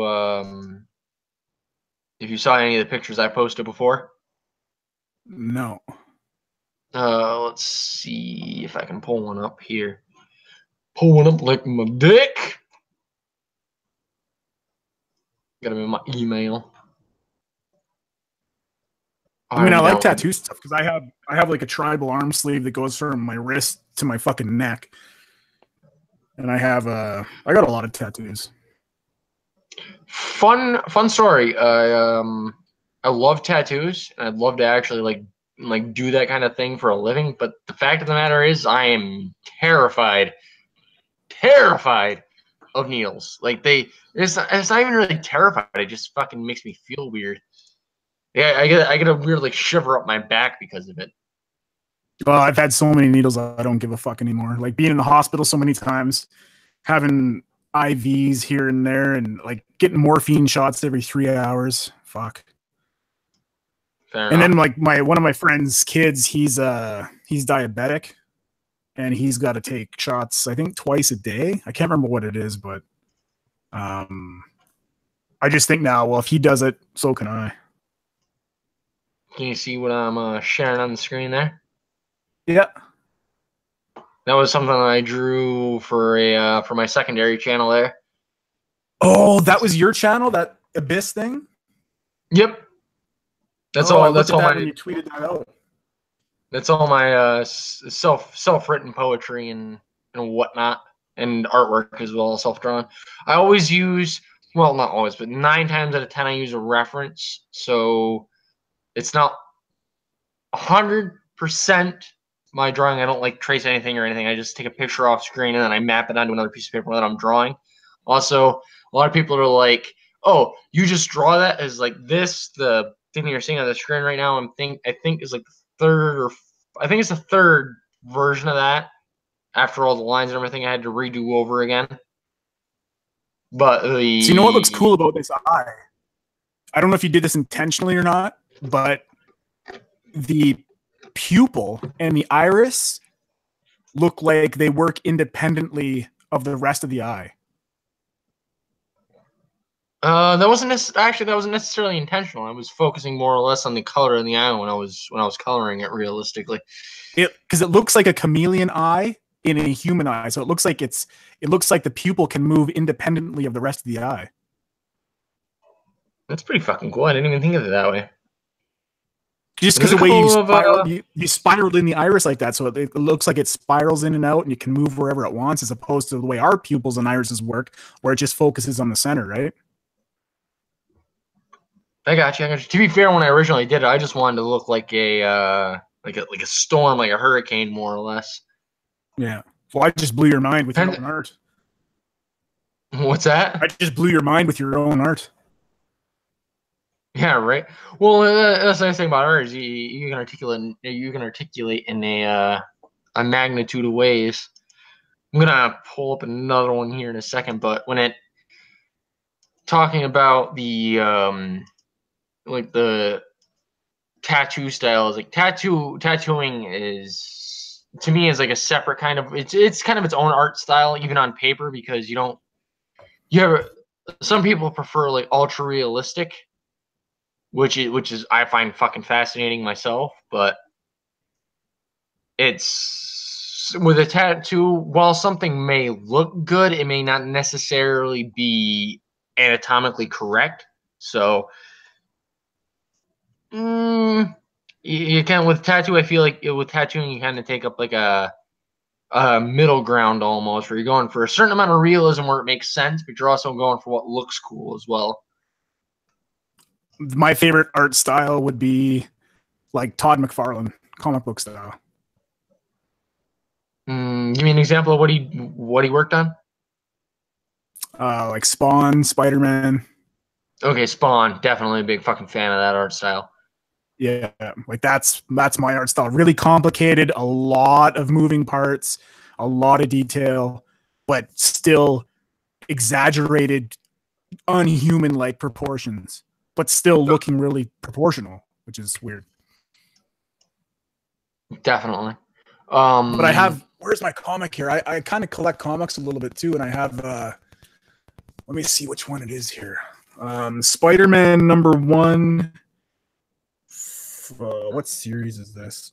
Torment Part 1, Todd McFarlane edition. If you Google that, it looks really fucking good. What is it? Torment Part 1, the Todd Spider-Man. Spider-Man.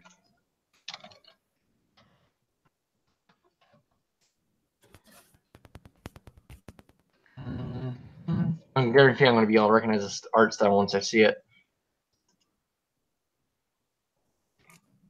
Yep, you're definitely that artist. Yeah, that's my jam. I like it. I like the dark art. I like dark art in general.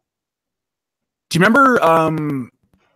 It would have been right around the election. Do you remember when X-Men Gold #1 had that problem with the artist who put in all the anti-Jew stuff and all the Muslim stuff in them? Yeah, I remember that. I bought 1, 2, 3, 4 variants. No, 1, 2, 3 variants. And I'm waiting for these to appreciate in price, because I kind of overpaid for them at the time, but I was hoping that the SJW stuff would really come to a head and the price would fucking go up on these. So that's my retirement plan right there. Wait until they go up in value. Just waiting. It's like a sports car you never drive. What else do I got here? I got Marvel Infinity 1 of 6 autographed by somebody. One of the artists.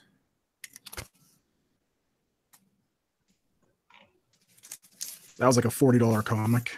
Transformers #1 from 1985. Well, I'm done nerding out. Can you see what I'm sharing right now? Yeah. Yeah, that's my typical like tattoo styles. Like the handle and everything is like, they're not super detailed, but they're detailed enough you can make heads or tails of it. Also, this ventricle configuration doesn't, I mean, it could work, but it's not how the human heart works. But the coloring, the shading, everything, it makes sense. The heart's a muscle, so it's like, I know it's not correct because of where these are, but it looks fucking cool, so I'm gonna run with it. I can't think of what. There's a word that I'm trying to think of that art style would be. I just can't think of it though. Like airy, almost. Like airy. It's almost like something you'd see in a cloud. Does that make sense? Yeah, I see what you're saying. It's how you more or less how you perceive it. How it's like it's not detailed to the point where you could say, I know how many wraps of the leather went around the handle of the knife, but it's detailed enough where like you're laying looking at the clouds and you're like, oh, I see a knife in the fucking heart getting stabbed with it. Kind of like that, you know what I mean? Yeah, I mean, when I was drawing it, it was actually a commission, not really a commission because I wasn't paid for it, but it was something that a buddy of mine asked me to draw relatively, not relatively, but he wanted that concept, knife through the heart, blood, add it all together, and that's what I came up with. And I colored it too because I absolutely love fucking using chalk pastels because they're so versatile. I hate fucking colored pencils. I hate colored pencils and I hate watercolors. Two least favorite things to use when fucking drawing. I can't draw with a fuck, so. Gabriel Lopez has a knife in the butt. Well, I mean, it is Brazil you're talking about, so strange things happen. Yeah, it's both my brother and my sister are incredible artists. I differ from them in the sense that I have a different style than they do. Actually, my brother and my sister have a different style between the two of them as well. But I don't. We all have our own way of doing things, but we're all pretty good. My kid's actually a pretty good artist. Like he, Master Chief, he drew a little mini Lego style Master Chief. That was pretty cool. He's really getting into art, so that's good. It's good for a young kid, I think, to start it now, you know. Well, yeah, he's 10 years old. He's got his whole life ahead of him to perfect it. I mean, he's gonna get, obviously he's gonna get discouraged and whatever, but it's like, don't worry about it. You're not gonna fucking be perfect. There's always gonna be somebody better than you. Always. So like, just keep practicing. Just keep practicing what you're doing. And while you might not be as what you perceive as good as the next guy, at least you're fucking happy doing it. Which is the reason why I never. Go ahead. Go ahead. Well, this is the reason why I never do artwork professionally. Is even though I want to be I kind of had an inclination for being a tattoo artist. It's like if I got paid and was forced to do it, I don't think I'd enjoy it as much. Well, I'm a pretty good bass player, but I'm no Victor Wooten. True. Like there's always, and that's the thing that sucks about YouTube is it really exposes people to so many good players. It's almost like to a fault because they get so discouraged. At least, I mean, I'll speak for myself. I got so discouraged looking at these bass players that were miles ahead of me, and I've been playing for twice as long, and I'm like, fuck it, I give up. To be fair, I started taking like my artwork and everything a lot less seriously as of late, as well as like my YouTube channel. It's like, I don't know, I'm delving into a little bit of personal issue here, but my channel's growth has stagnated over the past, I don't know, probably 2 weeks. I have gained like, I don't know, probably like 2 or 3 subscribers at most. And I fear I'm falling into obscurity in my own head. But then again, I came to the realization that I have more important things to do in life, so I'm just gonna fucking wing it. Whatever works, works. Like what I used to do back when I first started, when I didn't care. Yeah, I'm going back to that again. So I'm a lot older than a lot of the people that are in this kind of circle, I guess, that we're floating around in. And money's not really an issue for me. So I do YouTube. I've done YouTube a lot. I mean, you can't tell by this channel because it's really new, but I've been doing YouTube for like 8 years. I just do it for fun. whether I make money or not, I don't give a fuck because I have money. So I don't care about the money side of it. And I think once you start to lose sight of the fun of it, that's when you're fucked. That's when it's done. I think you're 100% correct. I agree with you entirely, which is part of the reason why I don't. Even if I did like start a Patreon and have like a steady income base, I would never quit a job. I might go part-time, just have extra time for YouTube, but I would never quit a job just to become a YouTuber. Like, don't get me wrong, I appreciate my fans and I thank them for everything that I've gotten, to where I am right now, 130 subscribers. If you told me whenever I started this channel that I have over 100 subscribers sometime in my life, I would never believe you. But at the same time, like, man's got bills to pay. I don't want to be worrying about like, is my video going to be good enough? Oh, is my video going to get monetized or not? Like, I don't want to worry about that because I feel like if I do worry about it, it's going to deteriorate the quality of my videos. It's going to make me do them a lot less, and I'm going to have a lot less fun doing it. It's just, to me, it's more fun caring less. And Viral Bunny in the chat said it's not caring is the future. It is. Like, not about life in general. I'm just talking about like YouTube. Like, instead of being I'm a YouTube personality, I take myself seriously. No, it's more like, yeah, I do YouTube every now and again. It's something I do my passing fancy. So I like Sinatra and Wild Smile and those kind of, like, they're smaller channels. I mean, they're 30, 40,000 subscribers, but I don't mind when channels like that complain about strikes. I understand the complaints there, but when they start going off about demonetizing, it drives me insane. And like, so yeah, I'm going to jump on Mediker's dick here for a little bit, but it's true that I don't think anybody should monetize their videos because it's fucking pointless. You do YouTube for the fun of it, for the love of it, because it's funny or whatever your reason is. Money shouldn't be a part of it. And if it is, then you're wasting your fucking time because the chances of making money on YouTube to support a fucking house is like winning the lottery, right? So I'm kind of like taking the Mediker model, and I've never monetized videos. My older channels had, videos that could have been monetized. I never did. I've never made money on Twitch. I just don't give a fuck because that's not why I'm here. Fair enough. And that's a good model to have too, because it allows you to have a certain disconnect from what you're doing. You don't feel that pressure to make your product, as in this case a video. You don't see the pressure to make your product worthy of your subscribers. I mean, personally, I did a little skit in the last rant that I made that I've never actually tried that before. My crappy editing software I have on my computer. I'm not going to admit what I use. Let's just say it's depressing. Okay. my computer's in technology terms is as old as the pyramids. It's fucking 5 years old. But holy fuck. I made a little skit. It was wonky. It was something I'd never done before, and I loved it. I fucking loved doing that skit. Did I do like really good voices and really good fucking editing for it? No, not really. But it was fun and I liked it. That's part of the reason why I absolutely loved that fucking video I did. That was the first video I done, and in a couple of videos that I actually truly enjoyed the process of making, because I didn't care. I was just fucking going with it at this point. Yeah, and for me, it's like learning, because I have the Adobe Creative, whatever the fuck it's called. So I have like After Effects and Premiere and all this shit, and I like just fucking around trying to learn how to use After Effects, because that is a hard program. Motherfucker, is it hard?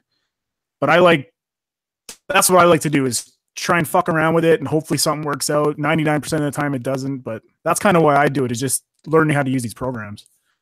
Yeah, as long as what you're doing, you like fucking enjoy or whatever, and you're not doxing anybody, Jeff Holiday.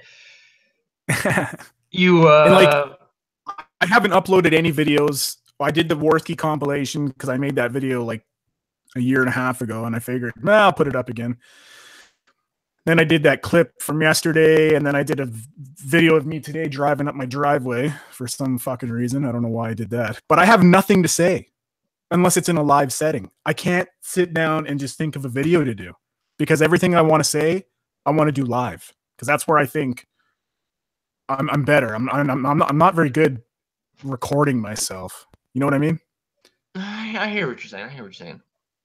Me, I usually script most things, but my rants, I have a actually, you know what? I think I can actually show you so that people that are watching get a general idea how my videos work.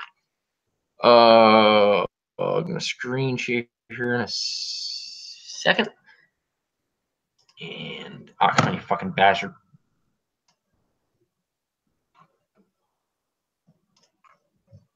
This is what my script usually looks like. And that's another thing I can't do is write scripts. No, this isn't even remotely grammatically correct at all. Yeah, that's a lot of. Oh yeah, I know what I'm trying to fucking say. As long as you have your thoughts laid out, but for me, like my brain is so scattered that I'll be thinking about hot rod engines and then cocaine and then fucking Donald Trump all within, you know, a third of a second. Driving a hot rod engine while snorting coke out of Donald Trump's mustache. So that's why it's so hard for me. It's so hard for me to sit and write a script. I've tried it and I can't fucking do it. So that's why I've. Go ahead. That's why I've like really focused. I streamed on Twitch for a long time before this. I had to stop because my internet connection's so shitty out here. But once I discovered Twitch, oh man, that I just came into myself. You know what I mean? I like being live better than recording. I do that whenever I got my right hand busy, if you know what I mean. I come into myself. The reality of the story is you gotta love yourself first, ladies and gentlemen out there in the chat that are gonna be watching this in the future, and those that are watching this now, love yourself first. You got it. Well, you can't love someone else before you can't love someone else if you don't love yourself. Well, are you doing the Worski no fap till Dankula's free?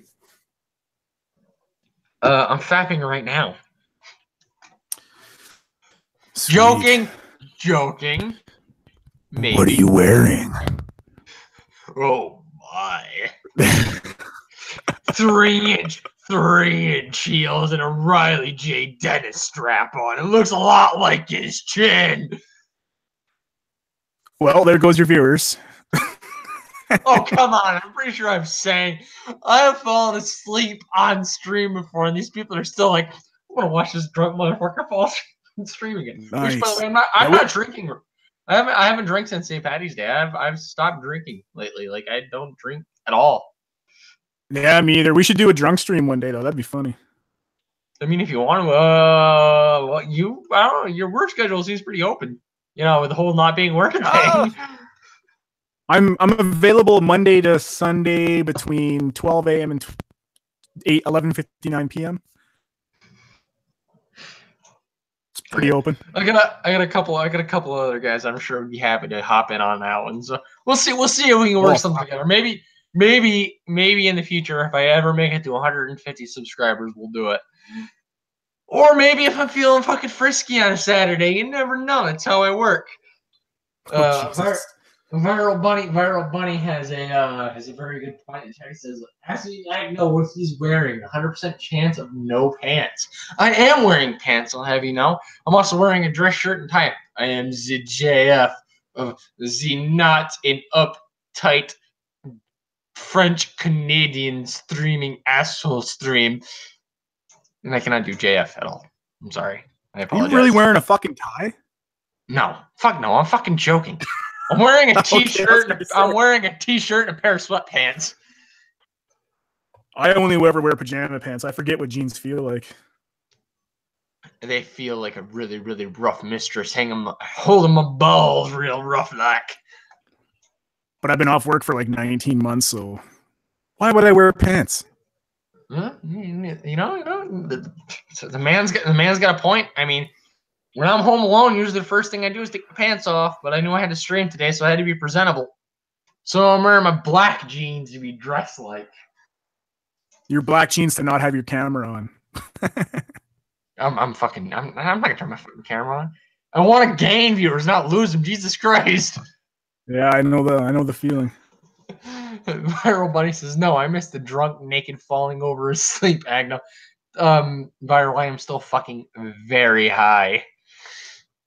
Well, I might have to clear it with the wife, but yeah, I could probably drink you under the table. You're talking to a person who's mostly Irish and German. You're talking to a guy who's got probably 12 years on you. Yeah, well, my liver is minus 12 years, baby. How about that? So when I drink beer, I don't really like beer anymore because it's kind of lost it for me. But I'll drink a case of beer in like 5 hours. 5 hours? What size is the case? Yeah. Well, 12 drinks.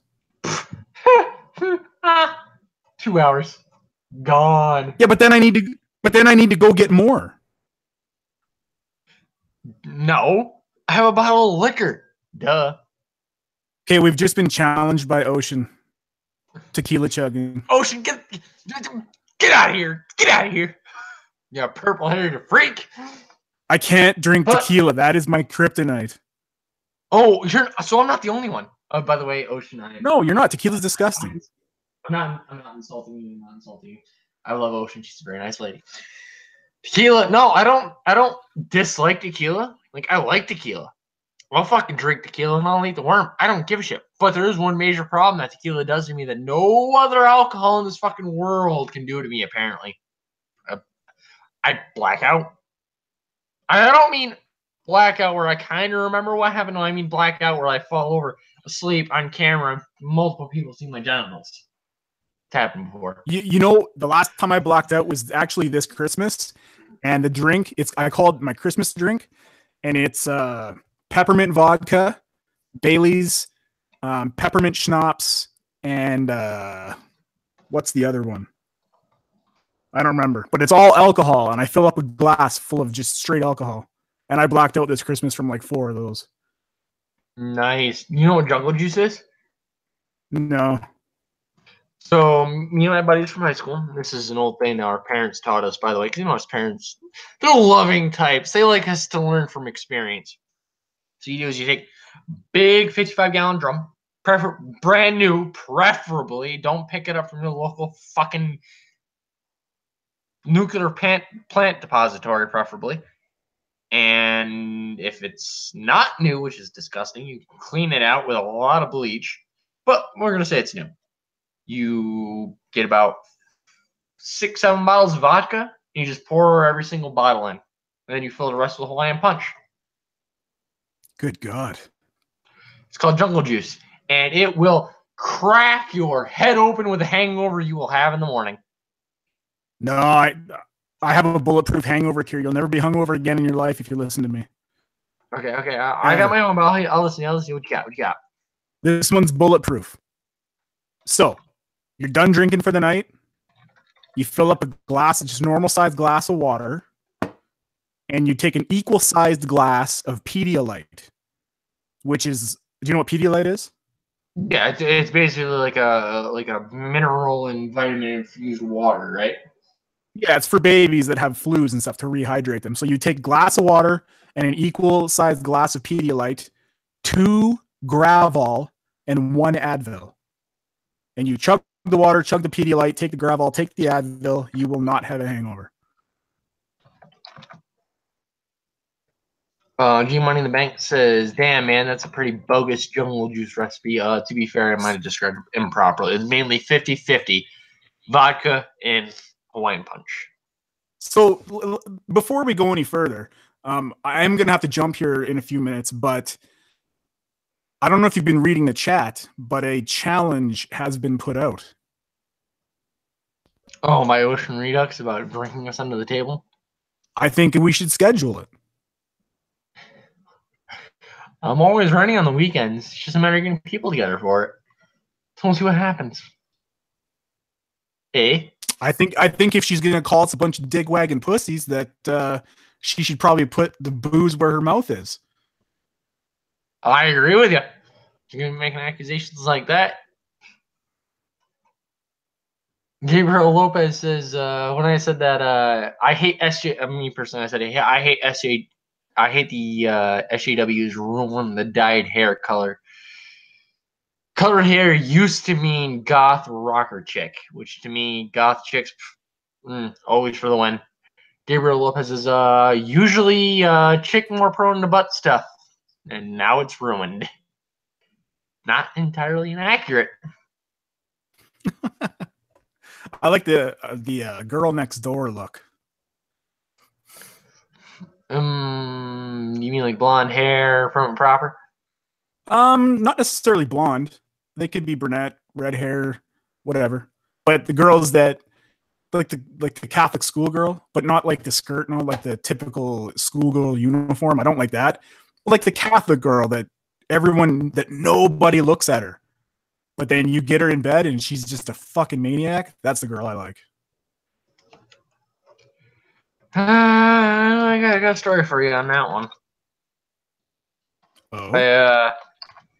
I dated a woman of a certain religious persuasion, Luciferian, Satanist, we'll say, and she was raised in a Catholic household, but became fucking Luciferian for whatever reason. I didn't know. I didn't ask. She was a good lay, and she was great in bed, but she also had a propensity for knifing people, me included. Like, so I have a massive scar on my shoulder from where she slashed me during our breakup, I might add. Oh, I thought you meant during sex. No, fuck no. I did. She scratched on my back pretty bad a few times, but I'm okay with that. I don't give a fuck. You imagine a girl pulling a knife on you during sex? That'd be fucking crazy. You know, the sad part about that is, I'd still do it. And the viral buddy right there, he's got it. Knife sex, best sex. I'm still waiting for Ocean's response about the drinking challenge. She won't respond. She's too busy nerding out about anime in the chat right now. I just watched Ghost in the Shell, the noob version with Scarlett Johansson the other day. It wasn't bad. I heard it was all right. Like not anything to write home about, but it stayed pretty decent.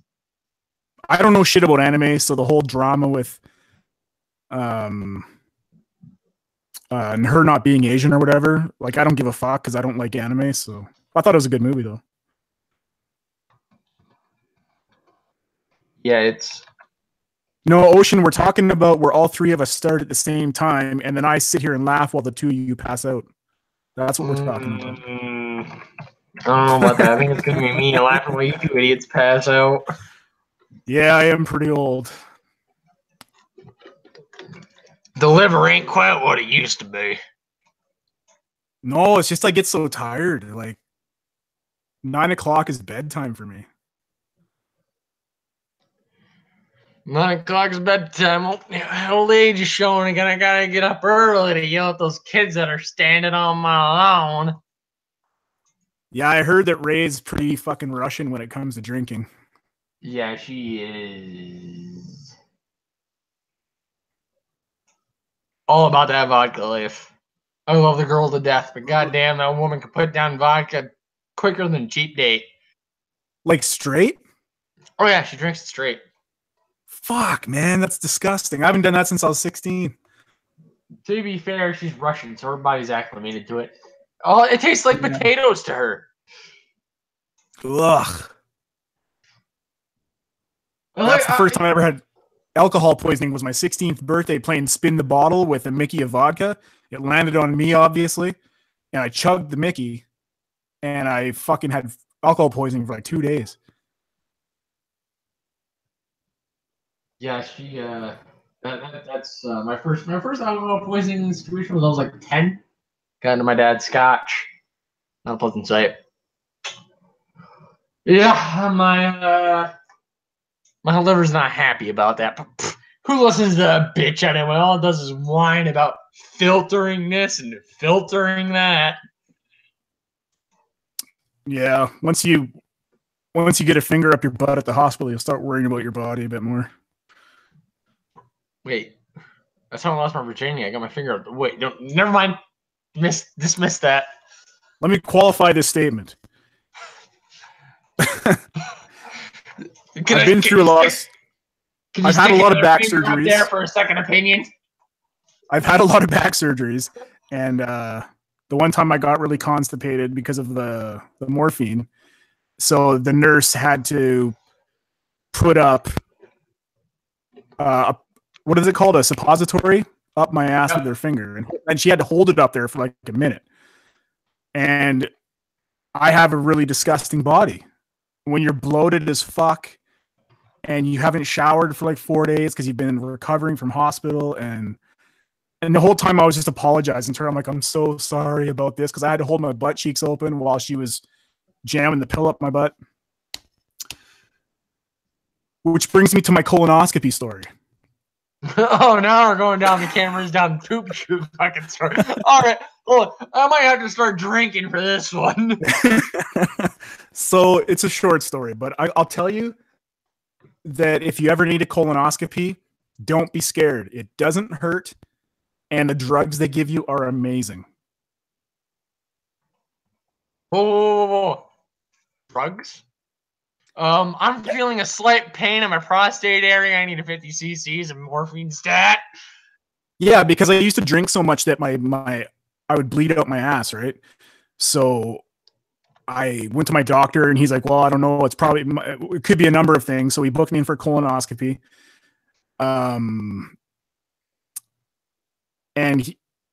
So I did the prep the night before, which is basically a liquid diet prep. And you go in the next day, and they lay you on the table. They give you a drug. I think it was Demerol. And the next thing you know, there's a tube up your butt, but you can't feel it. And that's why they give you the painkiller drugs, because if they didn't have the drugs, it would hurt like a motherfucker. And then for the rest of the day, you're just flying. I really enjoyed my colonoscopy. My colonoscopy. A story by opinions. Hold on. Ocean wants me to link my channel. Hold on. Yeah. I was gonna tell you to do that. Colonoscopy. I liked it by opinions heard. Read, but never written.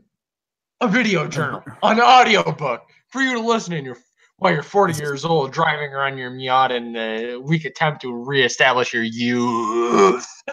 Is this my channel? I don't know if that's it. I'm going to click on it, see what happens.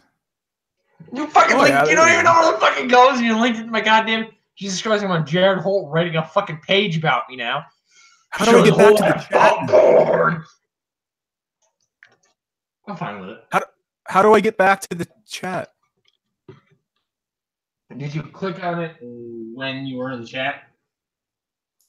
Yeah, I'll just pop it out again here. Kinky. But I'm not that type of lady. You better buy me dinner first.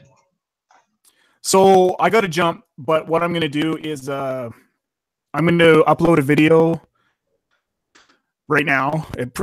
With my Canadian potato internet, it might take an hour to go up, but it's of me covering 7 Enemies by Hatebreed. I think you'll enjoy it. Good stuff. But thanks for having me on. I enjoyed the last 5 minutes of the chat here. It was great. The channel is always great. It's full of cancer, but that's the way I like it. Awful. I like my prostate. I should go get it fingered by a lady with a nice dose of drugs. Prostate massages work, man. Don't let anybody tell you any different. As long as she's tickling on my V-spot, she's not calling me daddy, I'm good. Even if she is. Yeah, you know, she's good looking enough. She's good looking enough. She could call me Hillary Clinton, and I still wouldn't kill her. I feel like we have some good clips. We have the bearing clip. We have the enema clip. There might be a couple other good ones in here, but we've been streaming for like what, 3 hours now? Yeah, about that. It's 8:48 my time. I think I started this like 5:30ish. Might have like 3 hours and change. We need to find the bearing thing and send that to him. Yeah, right. T-Clips, wake the fuck up and do your goddamn job. What are you bearing, you lazy cunt? I'm gonna get an enema on Ocean's Honor. See you guys on another stream. Enemas aren't as fun as a colonoscopy, I'll tell you that. All right, opinions. I'm gonna let you go. He linked his fucking channel in the chat, I think. Yeah, follow me on Twitter. It's Twitter, whatever, opinions hurt. You'll see me somewhere on somebody's. Opinions underscore her. I actually added him in when I announced we were going live. So worst case scenario, find that. You got his Twitter. Yeah, and my YouTube's there. Just fucking, you'll find it. Looks like he's got an awful lot of faith in the human condition. Oh, there's nothing but the smartest of fucking people in these chats, I'll tell you that. No white supremacists, all rocket scientists. We got YouTube sites, fucking news. We got people here figuring out the cure to fucking cancer. 3.3 inches of fucking straight up finger in your goddamn colon. That'll fix that prostate cancer. Finger it, diddle it like you love it. Deeper, deeper, deeper. Booberly just came back, and remember that time you were talking shit about her, saying how she sounded like a dude? Okay, bye. I know. What? Oh, God, fucking oh, Jesus Christ. No, you don't sound like a dude. You don't sound like an airhead at all. I was impressed. I was surprised. You sound like a very lovely lady. I'm still going to send dick pics to you, though. Just so you know. Anyway, Opinions Hurt is Audi. Ocean Redux, as you are aware that invitation is always open. Feel free to come on. Feel free not to. Feel free to drop by the chat whenever it's organized. I got a few guys I know they might want to hop on for some fucking shenanigans, as it were. But I do have an announcement for those you who are watching. I will be debating an alt-writer on Ray, my co-host for the Locker Door stream. I'll be debating an alt-writer on her channel. It is happening Monday at 8 p.m. Central, so 9 p.m. Eastern, 7 p.m. Mountain, and 6 p.m. Pacific, Western United States. Who the fuck cares about any other country besides the United States? Because America. But for those of you who are over the pond, across the pond, that's a little late. But regardless, oh, you cunts are killing me in the chat right now. You guys are having all kinds of fun. Ocean Redux is well aware of the fact that she diddles guys' buttholes for money, and I'm totally okay with it. Got $5 coming your way for a happy ending. Anyway, go check out Opinions Hurt's channel.